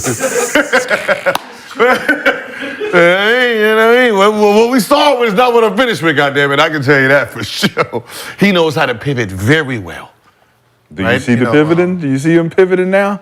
He's starting to pivot. There you go. I mean, listen, frustration is frustration. And, just like anything, he understands that, sometimes you got to cut dead weight. He's not going to, and for years, if I can see the dead weight and it's just hanging on for no reason, cut it, give me some new ropes. Some new people, some new teammates. Let's go ahead and get the second half of this season ready. What's the dead weight, though? You just got your ass kicked by 44. Tell me how you feel. Like, the fuck, man? Like, we just got our ass drugged. What you expect me to say? Yeah, what the fuck you expect me to say out here? Oh, you know what? Things are fucking peachy around this bitch. Like, I'm happy as it fucking comes, you guys. What do you think? Would you like a glass of Lobos? Like, come on, man. Like, come on, man. Like, this man, like, he's a competitor. He see what he got. The media see it. Y'all been asking the same fucking question. Y'all been insinuating we need to make changes all this fucking time. Now we get our ass kicked. Now it's fuel that y'all think y'all have to add to this fire, and y'all want me to feed into it. So we think it's just more game related? No, it's frustration overall, but this shit was embarrassing. I mean, Lakers are in a much better position this year than they were last year. Right now. But probably still not in the position that LeBron wants to be in the year 21, just coming off of his museum opening in Akron. I'm trying to go out and win a ring in my last couple of seasons. So let's talk about the y'all man, Anthony Davis, for a second. Y'all man? Yeah, it's a fucking man. They man. Yes, they man. Yeah. Like, y'all like niggas. The guy in the fucking purple. I rock with Yeah, AD. the guy in the fucking purple and then you. And you. You got no name? Old school Jerry You got no name. Fucking colors in your shoe. Yeah, you. Like, old school Laker colors in your shoes. Yeah, This is good. absolutely. Shout out to Adidas Basketball. Shout out to my crew at Adidas Basketball for blessing me. That's why I was wearing the Chuck all these episodes. I wanted some free shit. That's it. So the joke's on you, chat. Just go. Mind game. Yeah. What's up with him? Huh? I know what you think. It was cold in Philly. No, but Jalen Hurts was there. already, he's consistent. Inconsistency is consistent. So therefore, but It's getting better this season. so let's take it in a competitor standpoint.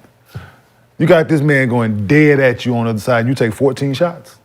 You take 14 before they took you out. Before they took you out of the game, before that shit got embarrassing, you took 14 shots and you got this man going dead at your rack for 3 quarters. Talk about it. And you take 14 shots and you supposed to be the man on this team? Talk about it. I'm just saying. And this is why media, if you never played basketball, sometimes you gotta shut the fuck up. Mm-hmm.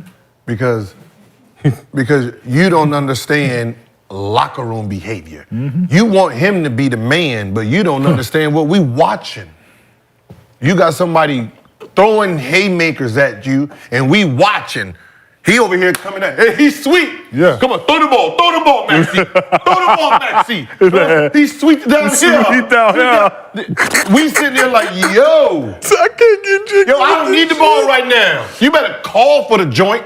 You better be like, hey, whatever he called, Ham, settle down. Sit down. Bring it back down. Park it over there. For you to be considered the dude, that's how you win these keys. Situation like this. We don't give a fuck we don't care if you went 1 for 30. Bruh. turn 4. Mm-hmm. Turn 5. Turn 5. Bron, we gonna turn 5. This motherfucker going at me, dog. Come this way. Hey, D, Come this listen, way, Bron. Hey, and guess what? I'm gonna talk to coach after. Whatever he called in the timeout, you can run this first when he called. He called something else. Hey, bring it down bring here. this bitch down here. Whatever play we got, this bitch catch me on the elbow.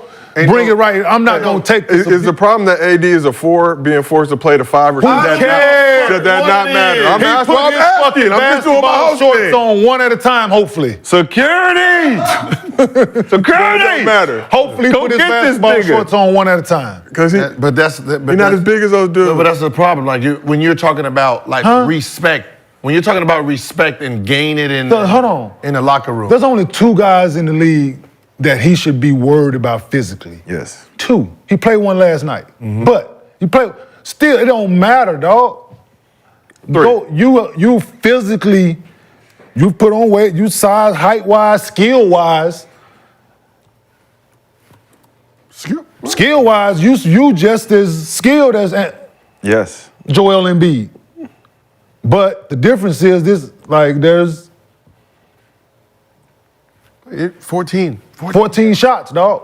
The elephant Even if ain't you that. went 14 for 14, it still didn't look right. And you shot 50, and you made half the shots that you took. You 7 for 14.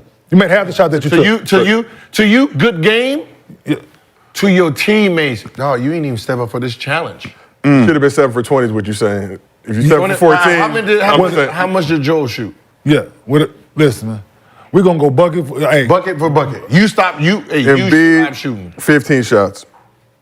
30 on 15. But so look, but his 30 height pieces. looked. But 12 free throws. But I'm saying 12 free throws in so, 3 quarters. So probably closer without them, the 20, 22 shots. Think about but AD only shot 5 free throws. So what I'm saying is, look at my 60 point, what Kobe was doing on the other side, right? Steve Nash, look what he had that game. Like, we battling. Like, I'm coming at you. You come out. Like, I know what you're bringing. You're on a 16-game winning streak, right? Y'all the hottest thing moving. I'm coming at your throat because I know you come in. Damn, that just sounded bad. That's 3 in a Hey, row. but you come. Gil, you just kept riding with that one. It wouldn't have been a big deal. I can't be associated. I can't be associated with any of this. Now I can think about it. Yeah, you're like this. Now you in Am I your doing head. this on purpose or what am I doing? So, I'm neutralizing you. Like, you're standing tall, and I'm on this side. I got to do the same thing, right? If not, like this group is looking at me like, yo, you ain't stand up to old boy. Real shit. Like when people say, yo, that 60 point is what you stand on. Fuck the 60 point. That was accident. Yeah. You know what I mean? Accident. That was in the game. I didn't really have it wasn't an all green light game, right? I had I shot 27 free throws. My game was the next game when Kobe came, right? When he said, yo, when I come to town, we're gonna see what's happening. Yeah. People say, well, y'all lost by 20. It wasn't about no fucking winning or losing. This man said he's coming to stop me. Yep. I don't care about how many shots I was at. That was a one-on-one game. Yep. Challenge. Soon as he bam. Challenge one-on-one. accepted. He scored 37. I scored 39. I was probably 7 for 30. It didn't matter. He's telling y'all he's coming to kill me. Am I going to step up to the challenge? Right. I lost the game. I won the war in the respect of the assassin that was coming in that building. They don't, like, are you going to back down? Hey, yo, I'm shutting you down. And I'm like, oh, yeah, you did it tonight. Like, no, these grenades is going. Good luck. I mean, but AD is one thing to say that AD is not going to step up to the challenge, but I still feel like if LeBron is on the court, LeBron James, you got to do more, baby. You got to do more. Who LeBron does? LeBron got to do more. You can't keep coming in the locker room like I did all I could do. Now you got to do some more. LeBron is you saw the top of his head. He's 137 years old. I get it. But if you know 25, 7, and 6 at 38 years old. I need 35. I need 35, 10, and 11, man. So why you can't expect that from Anthony Davis? I can, but I'm just saying it's not happening. So why for LeBron, why do you expect the 38-year-old guy? Because he's still out there and he can do it. A 32. He can do it, and he's still out there. This man will be 39 years old in a month. I know, but he can do it. That's the point. He can do it, so why not do it? AD's not doing it. LeBron can do it. He's just not doing it because he wants AD to do it. Not do it. So you ain't say AD can't do it. Yeah, he can do it. He's just not doing it. But no, then he can't do it. I don't think he can do it. You don't think he can do it? He can't do it. No. Who? Anthony Davis. This Really? Like AD is I mean, I No. watched pretty much every Laker game this season. We've seen some good games with 30 pieces. But several times, second half, he might have a great first half and literally Just disappear. Team not can't cussing depend dudes on out. him, dog. Give me the rock, like Team can't depend on him in two ways. yeah. And if he on the floor as games, you can't fucking depend on him, and you can't depend on him because he might not be on the floor. Right. Like That's crazy. That's crazy. Say that again. Wait. Right. Say that again. You can't depend on him if he on the floor some game. You damn sure can't depend on him if he off the floor because he hurt. He hurt. Man. Like it's so to that point. Like we've been saying, they gotta get somebody else, dog. Got to. They got. It's not an ask. It's not a hypothetical that we up coming up with because we love y'all love the Lakers and we big, but this is real shit. Me watching basketball and watching the games and the teams around the league and LeBron's legacy, what it is now, and no, they need help. Bad. That part. It's bad. Like people like we played the game, right? You come into the game and coach called play, and like, all right, we're gonna throw it down to the 5-man, 4-man. See what he got for us today. Yeah, that part. We think about we're gonna throw him a bone early to see what he got today. See what he give it to us. All right. Throw it in the candy man. Throw it in the candy man. Throw it in the candy man. We gotta get to him a couple times so he can play defense the rest of the day. The first play. Hey, think about that. Think about that. Come on, now. Think about that. The first we can determine if you're gonna be here the whole game from the first minute. We're gonna throw it down. Yeah, he ain't coming to play today. He ain't coming. Yeah, he ain't coming to play today. Now think about that as a teammate. If your teammate, the fact that you cannot score, the fact that you cannot score in the fourth quarter doesn't say shit about you. It says shit about your teammates. Yep. That means they sense something. How you start off, you miss 1 or 2 shots. They already know you checked out, so they checked out. It's gonna be a long night. Ain't no way my teammates know Gil ain't scoring in the second half. But what if you're cooking though? Because AD will cook in the first half, and literally you watch that third quarter like, all right, come on, do something. So that means do something. What I'm saying is, they know in the third quarter he must have did something in the third quarter. He missed 2 shots, or his body language says he's done, and they mention say, all right, we're moving on without him. So the question is, when the third quarter starts, do they go to him, and then he's missing? Or is it that they don't go to him and he disappears? We don't, whatever it is. Man, look, when you supposed to be elite, like he's getting paid and he's considered an elite player in the NBA, yes or no? Yes. Why do a coach have to run shit for you or have to tell you, like, to be aggressive, to go hunt offensive rebound, to go hunt your shot when you that? Like, I understand you're not the point guard, but you got a relationship with this guy. To have personal conversations behind closed doors. Like, dude, I got you. Call shit for me. Throw me the ball. I got you. What? That ain't on Darvin Ham. Darvin Ham can call whatever the fuck he want to. LeBron James got the ball in his hand. D-Lo got the ball. D-Lo got the ball in his hand. Austin Reeves got the ball in his hand. So I'm telling, listen, dog. I ain't saying they gonna say it this way. Hey, man, if I'm fucking open, you don't throw me the ball, dog. It's us who got a problem, for sure. If I'm open, you don't throw me the fucking ball, we got a problem. Bro. And ain't no way going, only way you should have more shots than me in this bitch if you fucking hot. Real shit. Not hot. Hot. That Heat blue check. flame. Heat check Not shit. the red, that blue fire. So speaking of that, AD's played in 17 of the 18 Lakers games this season. Only missed 1 game this season, but has only attempted 20 or more shots 3 times.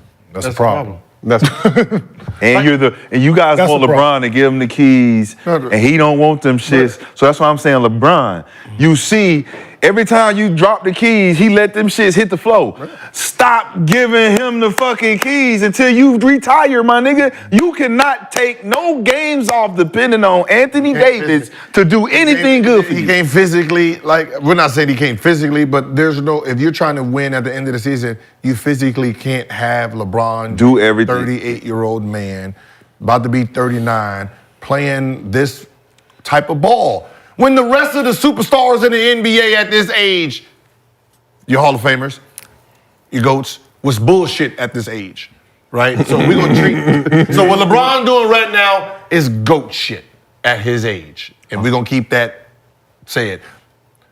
But if I drop the keys, like I'm dropping them for a reason. I'm not even dropping them. I'm fucking dropping giving them to you. Like, but what I'm saying is, he pulled that motherfucker up to the front door, left the fucking door open with the bitch running. But and Lemon Daddy got in that bitch and he tried to crash this motherfucker. This shit is a stick. A stick.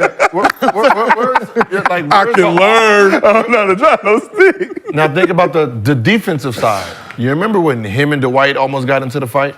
It was about a defensive rotation. Defensive rotation, right? You was late and you fouled and put him in the penalty. When I'm telling you, get there early. So you can get mad about that, but you can't get mad and give me the motherfucking ball. Lemon Daddy?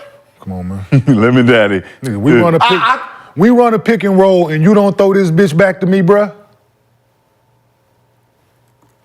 Locker room time. Fuck what they paying you. Nigga, you fourth I'm telling you right now. I'm option 1. Brendan Haywood was option 5. But he scored 4 baskets in a row, and he said, yo, pass the ball down here. And I said, get that shit off the glass. I got a knock on my door after that game. Yo, this B Wood. Oh, what's up, man? Hey, yeah, we need to talk. About what? Yeah, no, we just need to talk like men, you know, when you said get it off the glass. Oh, hell no, you think you're about to whoop my ass in here? Security? Goddamn right, boy, I'm about to call security for real, man. I'm about to call downstairs. What's wrong with you? I put the lock on it, extra click. Put the click on it. You ain't about to whoop my ass. I know you was having a good game, but not over get it off the glass. The fuck you mean get it off the glass, Gilbert? But that's what I'm saying. But it's something I always said. But even him, he was feeling hot that day. He was having a good quarter. Yeah, give me the quarter. Give me the ball. Give me the ball down here. Like, you are Anthony Davis, bro.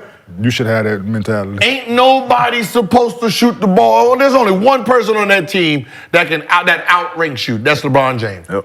Other than that, there's supposed to be fear in everybody's eyes. So whatever side you run on, they should. Oh shit!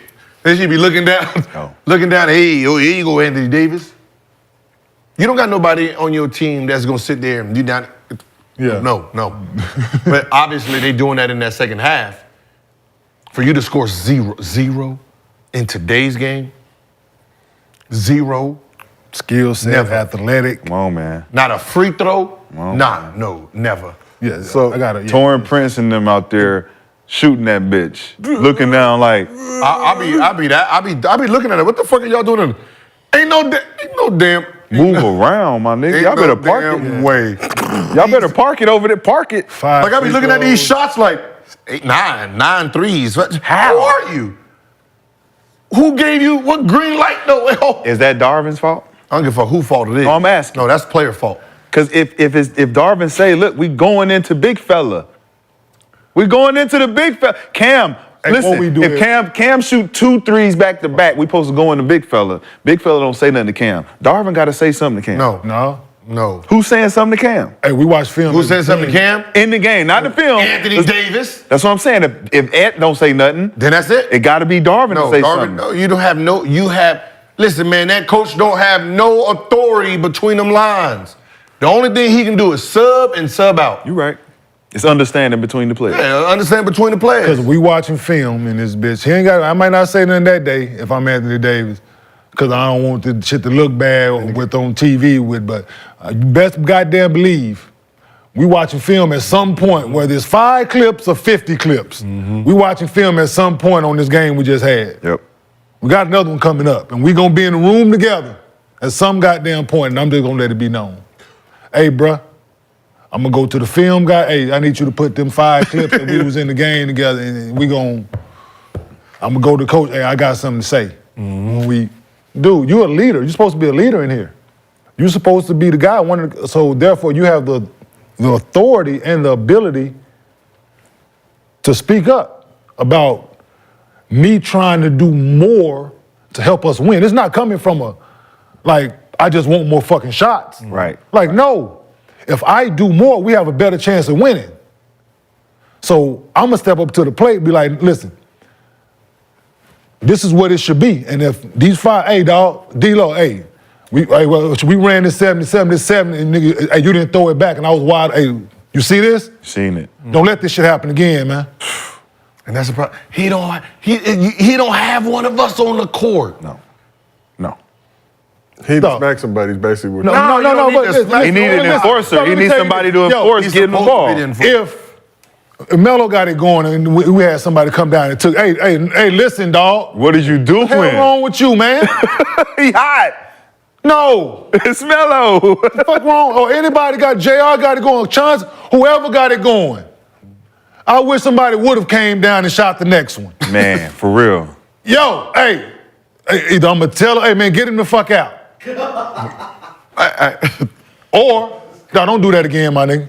At the time Straight out. up. At the time out. Straight up. What you talking about? At the time out. Let me holler at you real quick. Hey, man, don't do that again, dog. Hey, man, you come on. Don't act like you don't know what you just did, man. And we hoopers, so we all know. know. Yeah, don't we act all like know. You don't know what you just did, dog. We know. We know. You know you did it. Come on, man. Is that an unwritten rule? What? If somebody cooking, you gotta, hey. Man, if it's Feed, yes. Feed. you supposed to. The nigga's cooking. It's cooking. Dog, wish you would have. Okay, I'm just setting screens. I'm helping aid your scoring quest. Caron Butler's playing, right? Funny as this man was funny. He started off like wasn't he, but he made the last 4 shots. So he took 7 straight shots. 7 straight, right? Made the last 4. Antonio Daniels came down and shot the ball, right? Ball hit the rim, boom, went out of bounds. Timeout. He came to the bench.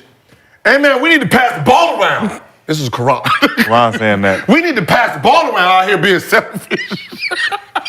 Like, God damn. Yeah.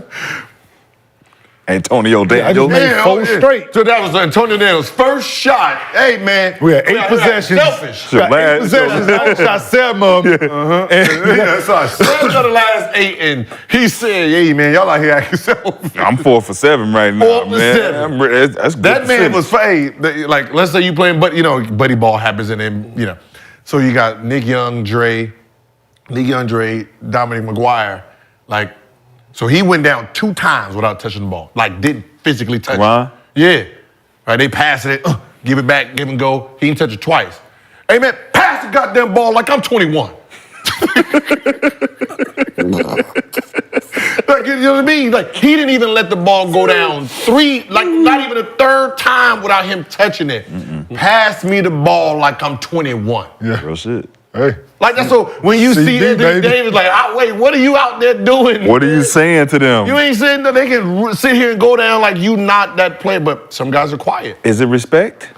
Is it a respect? Because that's another thing. Like, when you respect the nigga you with, he ain't even got to say shit. Because you respect it. Like, we all respect the ticket. Enough to know that if he had to say some shit, he was going to cuss somebody out. No, but that goes back to it's respect, but it is you being you, right? If you allow someone to do something long enough, it becomes part of their nature. You remember we said when Russell, this is Beal and Russell, when Russell got traded to Washington, right? He came in on the scrimmage, right? And they going up and down. He said he just got to the team. He ain't say hi to nobody yet. He just got there watching. He said they went up 7 times, and Beal didn't touch the ball. He said, hey, hold on, y'all. Hold on. Give me the ball. Hey, man, who is this? Bradley Beal, right? Led the team scoring. This is the best player, right? Then how the hell did he go 7 possessions without touching the ball? At all. And pick up. And Beal sitting there like that. He said, no. He's supposed to get the ball 7 times, and y'all wait in the corner for him to pass you the ball. And Beal was like, I like this. I like it. Y'all supposed to be looking for Beal all 7 times. And there's just certain players that understands that. But Beal is nice. He's not going to say nothing, right? You got to be able to speak up for yourselves because everybody start getting their own thought patterns. So the Lakers don't got no respect for AD. We are not saying we are merely a show. He ain't got to cuss nobody out. He ain't got to cuss nobody out, but they don't throw that bitch like, hey, listen, hey, that was open, dog. So he should be getting 22 to 25. At least 20 shots. Being aggressive. He should be playing like Embiid, and he should be primary. Get the ball to AD, and then everything go. Offensively. LeBron's gonna do what LeBron does, but Anthony Davis should be the primary option in half-court offense, trying to get his shit going. Is he the primary option right now? No. So LeBron's still primary? No, not even. We don't know who the primary is. No, LeBron ain't primary. LeBron just playing basketball. He's scoring out of necessity. He just fast break, catch and go real fast, little backdoor, little ISO here and there. He ain't sitting there like coming down, doing it, run. No. So they playing offense. They don't got no offensive identity right now. No. So let's talk about another team with no offensive identity. They're having a mid-off in Los Angeles right now between the Lakers and Clippers. Nuggets didn't have Joker. Is it a mid-off? They're having a mid-off. Mid, baby. Nuggets didn't have. I almost said my the son do. The Nuggets didn't have. my father. Shout out Jimmy Jackson, the legend. How was it? Mid. Cash. Shout. Right there. Yeah, my cat, everything mid. Everything mid. The Nuggets didn't have Joker, Aaron Gordon, or Jamal Murray against the Clippers. We're playing on the second night of a back-to-back. But they did have Reggie Jackson and DeAndre Jordan, and they both put in work on their former team. So Jackson dropped. Okay, y'all see y'all here stretching for this No. I'm this about final. to sit up, man. Hey, DeAndre look like old DJ. That look like old DJ. Jackson dropped 35 points and 13 assists, shooting 79% from the field. First player to record 30-plus points, 10-plus assists, 5-plus rebounds, and 75% field goal percentage in the game this season. DeAndre Jordan dropped 21 points, 13 rebounds, 5 assists, looking like a store-brand, revitiligoed version of Joker. Okay, Reg. So heading into the game, Clippers have won 4 of their last 5. Clippers have won 4 of their last 5 heading into the game, but 2 of those wins were against the Spurs. 1 was against the Rockets. They actually beat the Mavs the other night. That was intriguing. Hey, what did DeAndre Jordan have again? 21, 13, and 5. 13 and 5. Okay. Okay. AD. Okay. Okay. NBA. You see what happens when there's a big man on the court? That small ball don't stand a fucking chance. You let a guy who last year he didn't play much. This year he ain't been playing much. As soon as he got out there. Oh, mouse in the house. What? Old DJ stats. Old DJ stats. He played like old I know DJ. he like, I want to play against the Clippers every game. Every game. You ain't know what happened? You ain't know what happened? Reg and DJ told Mike, we want this game. We want this game. This game. Hey, we need y'all to sit down. Hey, Aaron, y'all need this. Take this a little break. We got this. Don't even trip. Don't even trip. It looked like they had a revenge. That was their revenge game. That should let the fans know what type of talent sits on benches. No, but that and Jim Jackson said something during the course of the game. He was like, the professional team in white showed up and played. Not that clip, Steve. I was waiting for it too. No, but he definitely tired of watching them niggas play. Tired of watching these niggas play. He definitely tired of watching them niggas play. But no, the professional basketball team in the Denver Nuggets, key word in that is team. Been together, got the young guys they've been bringing up, still got DJ a vet, Reggie a vet, still got key pieces that you can throw out there that's gonna compete. And Caldwell Pope, professional, Reggie professional, DJ professional, Porter still, they still got pieces when them other guys not playing, but they're still being held accountable by DJ. Absolutely. Other guys when the guys not out there. So we're gonna show up and compete and we're gonna play these motherfuckers. Fuck, they got these guys. We got just enough. We the champs. Yeah. Remember when I said, remember when I was saying last year, they playing against the YMCA team. Yep. The players on the bench would start for Miami. That's how bad Miami was. People just didn't think what I was saying made sense. I'm like, if Reggie Jackson was on Miami, he's starting. 100%. If DJ's he's starting, you're gonna put Bam at the 4. He's gonna be starting in front of Love. Like that's the type of talent that they have, that you got guys on the bench. If Joker goes down, they gonna get. We got it. 21-13. What did Reggie have? 35 and 13. 35 and 13. And they don't play more than 15 minutes when the starters are there. Yeah, so Jamal Murray's been out last 11 games. Reggie Jackson's filled him. He's averaging like 16, 5 assists and 3 rebounds, but playing solid. Go look at the assists for the game. Total. Please look at the assists. Yeah. Oh yeah, for sure. I appreciate you. Hold on. My Wi-Fi is janky. I clicked the link. Yes. It's lazy. Who on the Wi-Fi? I'm saying Reggie almost had more than the Clippers as a team. 28 for the 18 for the Clippers. Clippers had 18 assists, Reggie had 13. He outplayed them. Paul George, 6 points, 3 turnovers. Kawhi had 31 on 26 shots. Paul George had what? 6 points, 2 for 13 from Can't the have field. that. 2 for 13? Okay. You can't have no single digits, man. What else? How about James? Kawhi was Yeah, what 31 James on had? 26 shots. James had subpar performance. Over 20? Huh? No, he had 13. Yeah, 11 or 13? It was 11? 11. That's not subpar. That's trash. That's trash as fuck. 7 shots, 2 rebounds, 4 assists. Yeah, that's horrible. 3 7 turnovers. shots. Like what do we like? That's what I'm saying. Like come on, man. They don't. What you put the team together for? Like y'all niggas gonna come out and play like that? What offense? As soon as I got James Harden, whatever we learned in training camp is out the window. Right? It's out the window. I'm gonna start showing some tapes. Like, look, I got 4 of y'all. Right? Between the 4 of y'all, can y'all score 90 points? Because y'all my whole fucking team. Real shit. Y'all my whole team. The bench, I think the bench can give you 15. Hey, fuckers, y'all can get 15, right? All right, so y'all 4 right here. I need 90 points, which means go. Go. Like just go. I need 90 points from you 4.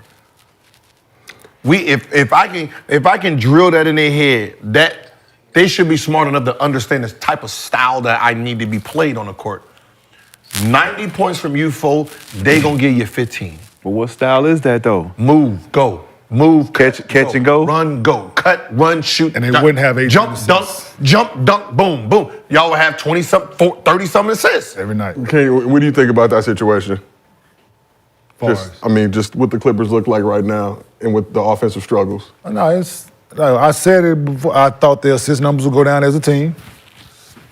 Like it's what it is. Like they have guys who need the ball, and it's a rhythm thing for them guys. Yeah. So your assist numbers go down. Just what it is. Like, taking nothing away from each individual guy's skill set. They're still Hall of Fame. They're still great players. But they've been historic. They need their own team, or just it's too much. So Clippers scored over 118 points in every game before Harden got there. Since he's got there, they've done that one time. The ball stop. Come on, man. It's 3 ball stoppers. Shout out JP. 3 ball stoppers and 1 that can actually play without the ball, and he liked to facilitate. But I don't consider Russ a ball stopper. But because he one willing passer. He'll got pass. one willing passer, dog. 118. Let's say 118 for 3 of you, which is perfect. 4 of you is lower. Y'all should be 128. Easy. 125. That's what y'all should be aiming for. But that's what I'm saying. I seen it coming. Like, I need the ball in Russ's hand. Because he pushes that shit. Yep. James, can you shoot the ball less than three dribbles? Get it up. I don't like. Your 15 shots, your 16 shots with 2 to 3 dribbles doesn't change our offense. You want to take 10 dribbles, 12 dribbles, 15 dribbles, it fucks us up a little bit. It does. Right? I need you to 2 dribbles, 3 dribbles max, get the shot up. Right? From there, I don't lose anything. That should be already calculated as a coach. I think we need to watch something and talk about when in the shot clock are they starting their offense. Yeah. I'm saying each possession, when James is in the game. I'm saying when James is in the game, 13, when are they starting their offense? 12, 13. Versus when Russ is on the floor, when they starting their offense. Yeah. So that matters, because James is trying to get to the pick and roll. He's trying to He ain't got his swing. It took a while. Now Kawhi got. Now it's 3 seconds on the shot clock. Now it's wasted dribbles. Wasted time. So now it can't be that more possessions than we shooting the ball with from 24 to 16. Yeah. Mm-hmm. Like if you're not shooting the ball before 15 seconds, the shot clock with that team, to your point, we doing ourselves a disservice out here. Because there's not enough possessions for each one of us if we playing slower for us to be effective and how we need to play. And are we getting second chance points? Are we taking bad shots? Like in the course of what you just explained, that whole offensive situation is like, all right, what kind of shots are we taking out of the pick and roll? How much time are we taking off the shot clock by the time? Pick and roll with them. Yeah, but that's just. Like I said, you should be trying to average 30 points a quarter with that group. If I'm the coach, 30 points a quarter. You got to figure out what offense you're gonna run though, because it's like if you do freelance, it's like, all right, let's play pickup. That's ball stop. Yeah, that was a pickup. It's one of those. You ever played a game dudes with shooting the ball, dudes shooting the ball faster that fucking Rico shit than they shooting for them. Trust me. Trust me, they shoot that ball a lot faster. Because Rico and them starting that motherfucking shot. 9, 8, 7, 6. Like, as soon as you cross half court, nigga, get off of the ball. That's what. Get off of it. I'm saying? As soon as you're like, it don't care. As soon as you get across. 9, 8, 7. Like, oh, shit. Yeah, so now it's forcing guys to speed your clock up. Yep. Put the clock on. Ladies and gentlemen, we see the issue with the Wi-Fi right now. We are trying to get that shit adjusted. I see everybody in the chat bitching and complaining. We working on it. This is a black show. Well, we buffering? A little buffering. We got the How look on your phone? It look fine? Yeah, his Wi-Fi fine. My Wi-Fi fine. Look fine on your phone? Yeah, my shit coming through too, so. I don't know. Yeah. Yeah, no, but it's just, man, it's to like I've been saying, like we've been saying, man, it's accountability, it's guys adjusting. We've all looked at those guys as smart basketball players. I've never been on the team with none of them, but I'm pretty sure they've been looked at as smart basketball players. And if they can't adjust and make the changes now, then that might come into question. Yeah. Because we're expecting these guys to look in the mirror and to gel and to make this shit work because we asked, well, some people might ask for this. Yeah. Now we have to look in the mirror and one guy did it. Yes, he did. Looked in the mirror like, how can I help us? Yep. The one who shouldn't have. The one who shouldn't have, but because he's a team guy. Yep. He's proven I do what I can to help my team win. Whether it's going to average a triple-double, whether it's come out, I do what I can to put us in the best situation night in, night out to give us a chance to win. In this situation, he did the exact same thing.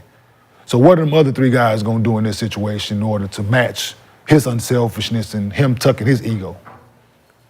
And what can just... I know Paul George, if you scoring 6 on this super duper team, and you go get on your motherfucking podcast and everything's all hokey-dory, I need you to take a week off or something, my nigga. I need you to get your shit back. You said this is bully season.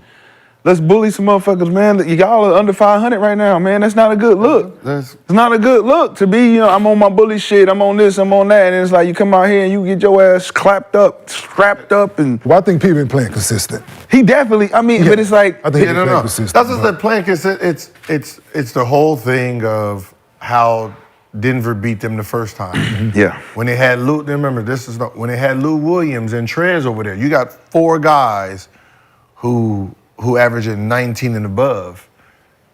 If you as the opponent can slow them down, right? That means you put less food on the table for them. Slow them down, put them in the half court. They gonna start looking at their numbers. They gonna eat each other. Like, oh damn, I only got 8 shots, right? You start doing that shit. Yeah. Right? So, sharks in the womb, baby. Yeah, so for sure. As a team, like you should know that. Like that's what I said. As a coach, like, yo, hey, listen. We have too many offensive players to be slowed down. We're all Bugattis. We look horrible if we're playing through motherfucking LA traffic, right? We need to be playing like it is 4 a.m. Ain't nobody on the highway. That's how we should be running down this freeway. If you want to go in motherfucking freeway at 5 p.m., or coming to this Laker game, this Clippers, and this traffic, and now these Bugattis don't mean shit, right? That should be, hey, how you play out there and then do that. Yeah. I don't want y'all dribbling, doing all that. I want more shooting than dribbling. Yeah. If I start counting, hey man, we took 1,000 dribbles today. 90 shots. But don't that something wrong with us? Don't that change their game? Give me 1,000 shots. It has to. Don't it change their overall personal game? It should. That's what I'm saying. So are they haven't practiced? They haven't trained we for practice that. shit. They ain't trained for that. We practice that So shit every summer. So back to the point I just made about IQ, right? You should be able to adjust. Now it comes, if they don't do it and they can't do it, now it comes down to IQ. Now we got to judge them based. Now now we start to look at them different. Yep. If they don't change. Right. Because we hold them here in that. Yep. Skill set, and all this is here. So now if they don't do it, it comes down to that. Man, that's crazy because it's like, it ain't that it's pressure on them to do it. It's obvious. It's like, bro, we all know just to adjust your game, bro. But two dribbles, gonna move. But it's still an offensive setting. Like if you take Golden State's offense, give it to them, different game. Different game. Right? If you get look at KD over there. Right? They don't have those problems. Movement, they got everything. Because they can catch and shoot. Yeah. Shoot, get to the 1-2 spot. You don't got no guys who are trying to make Sports Center. You're right. Right? That's what I said. The adjustment was James. If you want to average the 20, it's easy to average the 20. Just take away 10 seconds of your dribbling. There you go. 10 seconds of your dribbling gives you more shots. It's just math. It's just math and time, right?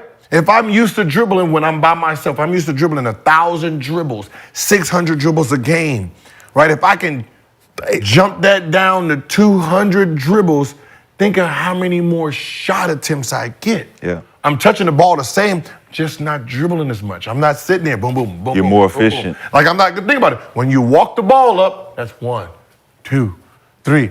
If I'm rushing the ball up, that's less dribbles. 100%. 2. Right? Yep. Them 5 1, 2. You done dribbled five dribbles done scored versus 1, 2. Giannis. 10 to get you. Giannis can get that motherfucking rebound and he 4 dribbles and he dunking that. Yeah. 4 dribbles and he dunking that bitch on the other end. Because he running like a bat out of hell. Real shit. Now 4 dribbles with a shot, 4 dribbles, you ain't even past the baseline to the free throw line. That's cool. On the other side. Right? You see, I still get your 4 dribbles in the shot, 4 dribbles you ain't. It's math, man. Easy math. Yeah, it's tough, man. And like I said, I was doing radio and I didn't know it like that shit was a stat till they came to me and told me during the final when the Houston series when they tricked it off at home, the 26 straight missed threes, that series, games, like the first, I think it was like game 2. James and CP had dribbled that bitch like 400 and some times a piece. Ooh. And Clay and Steph, it was like 2-something. Like it wasn't even close. Like Steph was like 2-something. Clay, it wasn't even in the ball game. And like it was like Steph and KD. Steph and KD. Steph and KD wasn't even in the ball. It wasn't even close. They had doubled them with dribbles. And that just told me like. That tells you everything. They 400, the first 2 games, they had 400 and something apiece. I'm like, that's tough to watch. And then now, as I'm watching the game, I'm fucking start counting the motherfuckers as he bringing the ball up the floor like 1, 2, 3. The air out that bitch. Then he getting half court. I'm at like 16, like bing, bing, bing, bing, bing, bing, bing, bing, bing. Then it's that when he come out with the pick and roll, it's boom, boom, boom, boom, boom, boom, boom. Like that, people don't understand. That's 7 right there. Like, like that's it. But that's what I said. Like, come out the pick and roll, that's another 7. Then all because you started like the faster you get the ball up the court, that's less dribbles. Yeah, I'm like, yo. That's what I'm saying. I can take 3 shots before you technically get down. I done took 3 shots in those dribbles. Let's say it was 16 dribbles, right? I done took 3 shots, only 16 dribbles. You took 16 dribbles in your first, before you got to half court sometimes. If no other stat in sport, in our sport, tells you that you don't need to fucking dribble the ball to score, 11 and 61. If y'all don't know what that means, Klay Thompson took 11 dribbles and scored fucking 60 points. With Kevin Durant and Curry on the court. 11 11. Not while they was off the court, while they were on the court. 11 dribbles on 60. So let's not, layman's terms. You could go back for a second too, like what Westbrook really brought to the table when you talk about get the ball out fast, running fast. I always believed that point guards were taught this. Get the ball out fast, look for your shot first, right? See if you can probe, see if you can come out, get that layup, get to the line. But then if you don't got it, pull it out, run the offense. Get the ball up the court fast. We got 18 seconds compared to you just dribbling up, running offense, we got 14 seconds. That's a big time difference. So if you don't got your point guard, you done insert a Terrence Mann in who's not a point guard. He don't know those rules. He don't know what it is to get the ball up the court, look for my own shot. I can go 1-on-4. I'm Russell Westbrook. You don't got that until second quarter now? No. Lennox Glazer scored 41 points against the Utah Jazz because Anthony Carter was getting that motherfucking ball out. One, maybe two dribbles. Yes. And LK running up the fucking left wing. 41. Yes. He one dribble pull up, 1-2 layup, one dribble pull up, 1-2. Yes. 41. Because AC was getting that bitch out. Oh shit, he up there. Whoa. Shout out to AC, bro. He used to say, go shot, I'm gonna throw you that bitch. Yeah. AC, so the faster you play, the more possessions, the more opportunities you have to score the ball is what we're saying, people.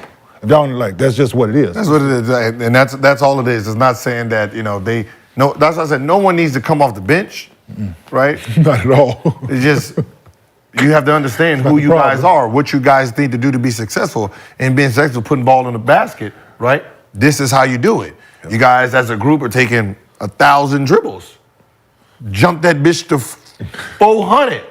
Think about how many shots you done took. And there's 600 less dribbles by you guys. So people that ain't never been on like movie sets and other shit like that, them motherfuckers around that bitch. Let's go, people. Time is money. Time is money.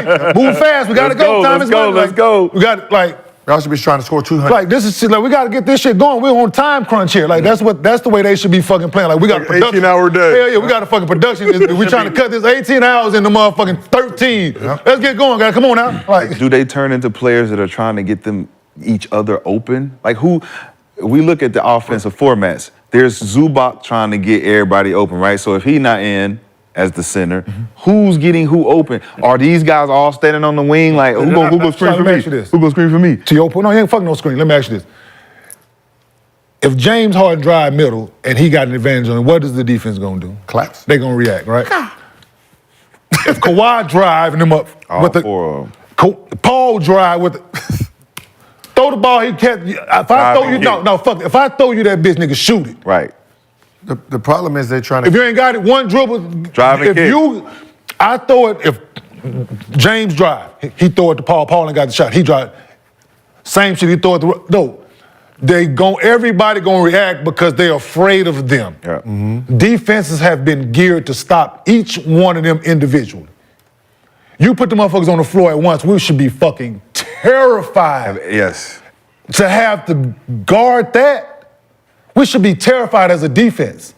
Pick your poison. How about this? Pick your poison. You have some of the best passers, shooters, athleticism on that team. How many fucking back doors have you seen? How many backdoor dunks have you seen? How many lobs have you seen? How many front cuts have you? None! They trade the only motherfucker that could do it. Yep. Oh, let me stop. Like Luol Deng was good for a reason. He never stood still. Never. Luol Deng never stood still. He was like on the Bulls. When we played against the Bulls, Luol Deng we had the game plan just for him. He wasn't part of the offense. Just, when you closing out, he's moving. Back door. He's moving. Like, he don't catch the ball like this. He's on the go. So while you're trying to close out to him, he's gone. Right? There's guys that that fucking Corey Maggette cut. Corey Maggette cut. Pass, come on real hard, right? Man, foul every time. That they don't have that. Why? Like none of y'all backdooring, none of y'all cutting, none of y'all slashing. Like y'all should be in this motherfucker moving, getting easy back. All y'all baskets want to be here, backdoor, step back, jumper. And that's the funny part. The reason y'all not getting nothing easy because all y'all want to shoot a jumper at the end. Yes. All y'all want the jumper at the end. Sidestep. But y'all mad at us. Like, all right. Like, I mean, that's cool if you want every play to look like that, but where's the easy back? There's a reason Maxey is scoring 30. Moving. Because he's just going. Everyone's so used to guarding something that wants to sit here and play this way. He's like, all right, I'm just keep going straight. Float you. Yep. Trae Young, y'all hate him. There's an easy way. There's a reason he keeps scoring 20. It's easy. Just go straight down. They mad at Fox. Hey. Yeah, right away. Right away. Hey, this NBA is easy. The fuck? There's a reason. Run by y'all. Yeah. Think about the guys who's averaging 30. All the guards who are averaging 30. The only one who really plays with the ball will be Luka. Yep. For the most part. Yeah. Other than that, everybody just go get my bucket. Fuck Well, they look at us like the old school guys are so critical and they mad and it's like we watch the game from the essence of the game. The essence of the game where we learn how to play ball without, move without the ball, play with your teammates, man, screen down, pin down, stay wide, all the shit that we see that we know that would work in this game that we watch. They don't have, like you said, the IQ of it to be like, yo, let's switch it up.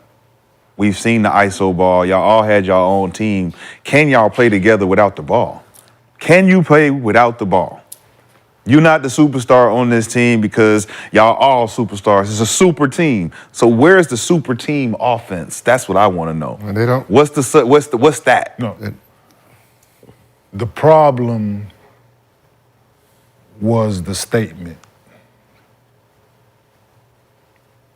I'm not a system player. There it is. There it is. I'm a system. Made sense, didn't it? To everybody else. Everybody else thought that shit was popular. Oh, that was clever of James. That's a bar. It wasn't Houston. It was a bar. Like that was Houston, but yeah, I was a system there. Absolutely. Like a great basketball player adjusts. I went to Arizona. I was a dominant guard, right? Arizona, there's 4 All-Americans on my team. There was no offense ran for me. I led the team in scoring. Because I just backdoor cut, curl. Hey, get out of the way, all right? Hey, Gil, come on, you back. Hey, I'm open, That's all to do it. As soon as I seen Luke walk and get the ball, anytime Jokic got the ball, I'm cutting somewhere. Because I know he's looking for that. I know y'all know James Harden is do, and he's gonna pass. Paul George, you should never be sitting there like this. Backdoor, your man is sitting there looking, backdoor him, front cut him. He's gonna pass. Like, if I know Lonzo Ball, right, throws the ball up, and he likes to run on the right side, 90% of my runs is gonna be on the right side. I know if Kerry Kittles do this right here when I'm shooting, right? Kerry Kittles is getting ready to jump. I might not even shoot it right.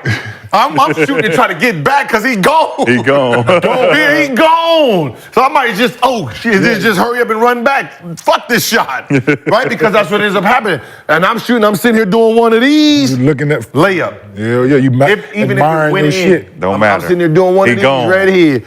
All his rep, he has a layup down there because he done win and gone. Wimby. Yeah. Block and go. Gone. NBA 2K tricks. Hey, be part of the game. Like, I don't need to do this to score. Offensive rebound, cutting, backdoor, slashing. That's what they need to do. Yeah. We got some good news to report. Wi-Fi is back operational. We knew some of y'all's out there hating, trying to cut the Wi-Fi, trying to fuck the show up, but we keep it pushing. Shout out to everybody in the chat who was hating. I am not a fucking IT guy. I do not know about Wi-Fi. I merely sit on this couch and host. I had nothing to do with it. But I appreciate y'all hate. Now let's get on to MostlyFans. Mostly. Let's do it. So we got some video questions. This is from Tyria TV. First video question. T-Y-Ray TV, Gil. T-Y-Ray. Questions. T-Y-Ray TV. You think you can get Rob Parker on the show? And to Underdog Fantasy. Y'all ain't got no love for the 313? We working on it. Rob Parker, Rob Parker and Chris Bouchard. They're coming on?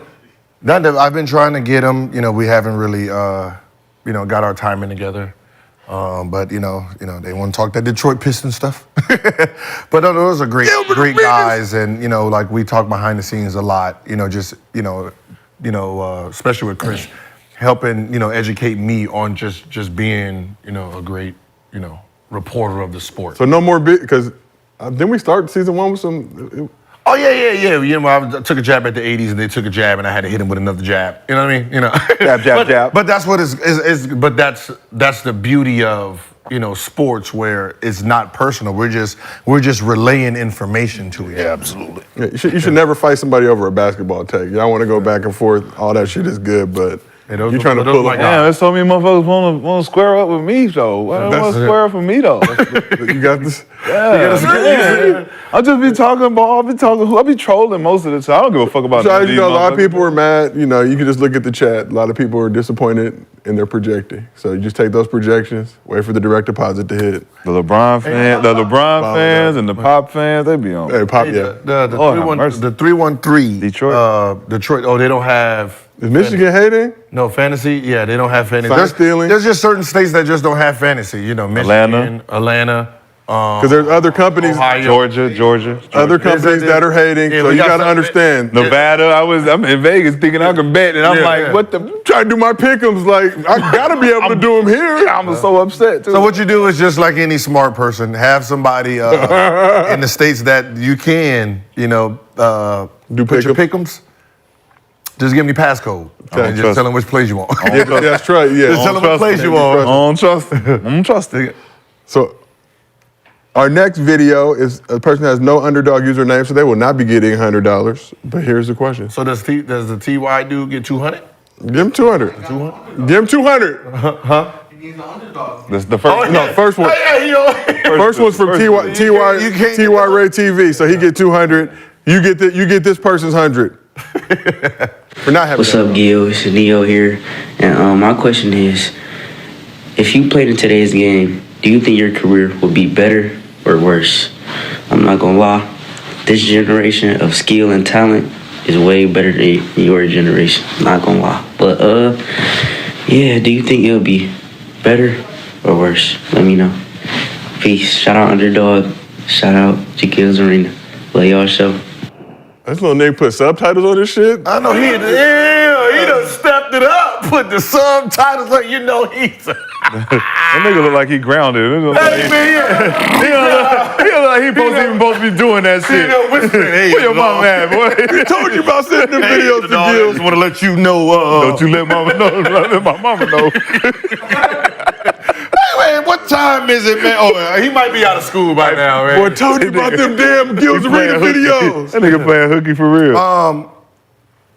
Even though this generation, this is my type of talent, right?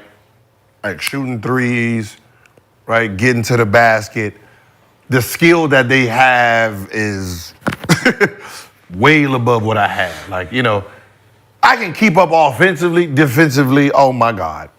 Like I you know what I mean? Like, because I can't say if I had the training that I have now. I gotta keep the training that I had, the moves that they're doing. I just like the Euro step, right? That Euro step or the same. Like I was taught, as soon as I got one step in the lane and I'm on my jump, right? Meet me at the rim. Here is go, go, go. It took me about a year to figure what that, like, why would I want to keep going and then stop here when I've already done jumped, right? So I would have struggled a little bit offensively, like if you take my skill and put it here, I would have got by with just being smarter, understanding that, what the rules were, what you can do, like the fact that you made the game smaller with the back line, so I'm gonna get to the basket a lot faster. I'm shooting a lot faster. But defensively, I'd have got barbecued. I'd have been James Harden out that motherfucker, man. My question is always like, would these point guards do what they doing now in our era? And who would be killing? All of them? I don't think so. I think because we played more defensive scheme concepts where you had to be smarter as an offensive player to get your shit off. Like all of the guards in our era that was killing, like you, AI, and the shooting guards and small forwards, like they had to play against our schemes. It wasn't just one-on-one. They only playing against one-on-one right now. No. But think about it like this. The reason it's like this is because those schemes stopped working. The coaches stopped using them. No, it's because they stopped working. Because there wasn't dead spaces on the court anymore. There wasn't a Draymond Green, right, just being out there. This version is like, oh, he got the ball, he took off, right? Oh shit, we gotta stop him. Oh, he threw it to the three. Like that guy became a utility versus just being like, think about like somebody like Charles Oakley, right? Offensively, what did he do? Nothing. Offensively, you see what Draymond's doing. He didn't become just nothing. He became, all right, I'm gonna come down, boom, set the pick, get it. Oh, psych, right? Now now your schemes become different. But the schemes, I believe, changed because the shooting became a lot better and more efficient. When you can shoot the ball, it takes us out of our schemes. Yeah. If we're elbows and boxes and nail, right? And that nail is forcing you to pass that bitch and we rotate. If that guy's hitting that shot and we know at a full clip, rotation or not, that's Clay. He putting it up. Yeah. But if he passes to the corner and you're late, that's Kenyon's rotating to the corner and he don't get there in time. That's a bucket. Yeah. Like that's now taking us out of our schemes to say we can't even play elbows and boxes. But that's what I'm saying. It's the players. The players got so much better that the schemes didn't work. Or is it the shooting ability better or is it the overall? I don't think it's the overall. I just think that everyone's shooting the ball at the three. That's considered better though. There's no guy who don't shoot. Like, so now when back then, if you had like, let's say the 90s, you had 1.5 scores. My era, 2.5. Now you got damn near 4. Yep. Right? So the schemes, like when I came in, they was pressing. They were full court pressing. Yep. The fuck is this, old man? Is this a 2-2 layup, right? So Jamal Tinsley sitting there throwing it between their legs. The new guards that came in, they were so fast and they had a scoring mentality that the press didn't work. They wasn't just sitting here passing the ball. We were scoring to the point where they took the press off. Then it became, one man, pick them up full court. Now I'm on a one-man fast break even though you scored, right? So what ends up happening is over time, everyone got so skilled that the hard show rotate. Now that rotate guy, that's damn near Clay. Yeah. Right. You sitting here helping here, Clay, and then in the corner, that's Kevin Durant. Wide open. Wide open. Takes away the skin because of the shooting. Think about you take Dennis Rodman off the court, right? And let's say Dennis Rodman's Charles Barkley, right? You take Dudley off or whatever, like Whittington. Bill Whittington. You take him off, put Shaquille O'Neal or the Dream down there. You guarding the Bulls different. You know what I mean? Yeah. It becomes a whole different type of. You can't guard them the same way you guard them because there's more talent on the court, and that's where it is. It's like now it's more like talent. Now it's like, well, shit, we're gonna switch everything. We're gonna stay out of rotations because we don't want to give up open shots no more. And then everybody just guard your man one-on-one. So the schemes that work back with us don't work here, and we don't have a scheme that actually works for this generation yet. We haven't found a defensive scheme. Not forever. Like, how do you scheme for someone like the Denver Nuggets? Right. Where they pass and move. Now imagine if Michael Porter Jr. became Bradley Beal or Clay, and he shot the ball like them. The reason that they look guardable is because he don't shoot the ball like that. He shoot it, but he don't shoot it like them. Now imagine if he shot it like them. And Denver kind of offense is kind of like sack the Kings. Back in the Kings. Yeah, sack back and Joker's just playing like Weber. Yep. Now imagine Vlade Divac was someone else. Yeah. Aaron Gordon. Yeah. Athletic. Sitting in the corner somewhere waiting to dive. You'd be like, shit. Shoot the three or dunk that bitch. Playing the dunker, play at the three, playing And you got Bibby and Stojakovic. Now that would have been moving cut. Think about that. If they understood that if Weber was at the 5 and D-Box was off the floor, offensively, how are you going to guard them? With 4 shooters around them. You put Bobby Jackson out there. Yeah. Bibby, Didn't Brad Miller play with them too? Brad Miller, he was later. But he was later. He was later. But if he Turkoglu, because they put the ball in his hand. They put the ball in Brad Miller's hand. Yeah, he's a passer. He was the passer in that bunch because he came from Chicago. So, but man. Good show. I found one. It's a good one, guys. Sorry about those Wi-Fi issues again. Thank y'all for sticking with us. You know it's always going to work out on Gil's Arena presented by Underdog Fantasy. Whoa, whoa, whoa, whoa. We will be back tomorrow, so we'll see y'all on Win Day in the arena. Win. Security!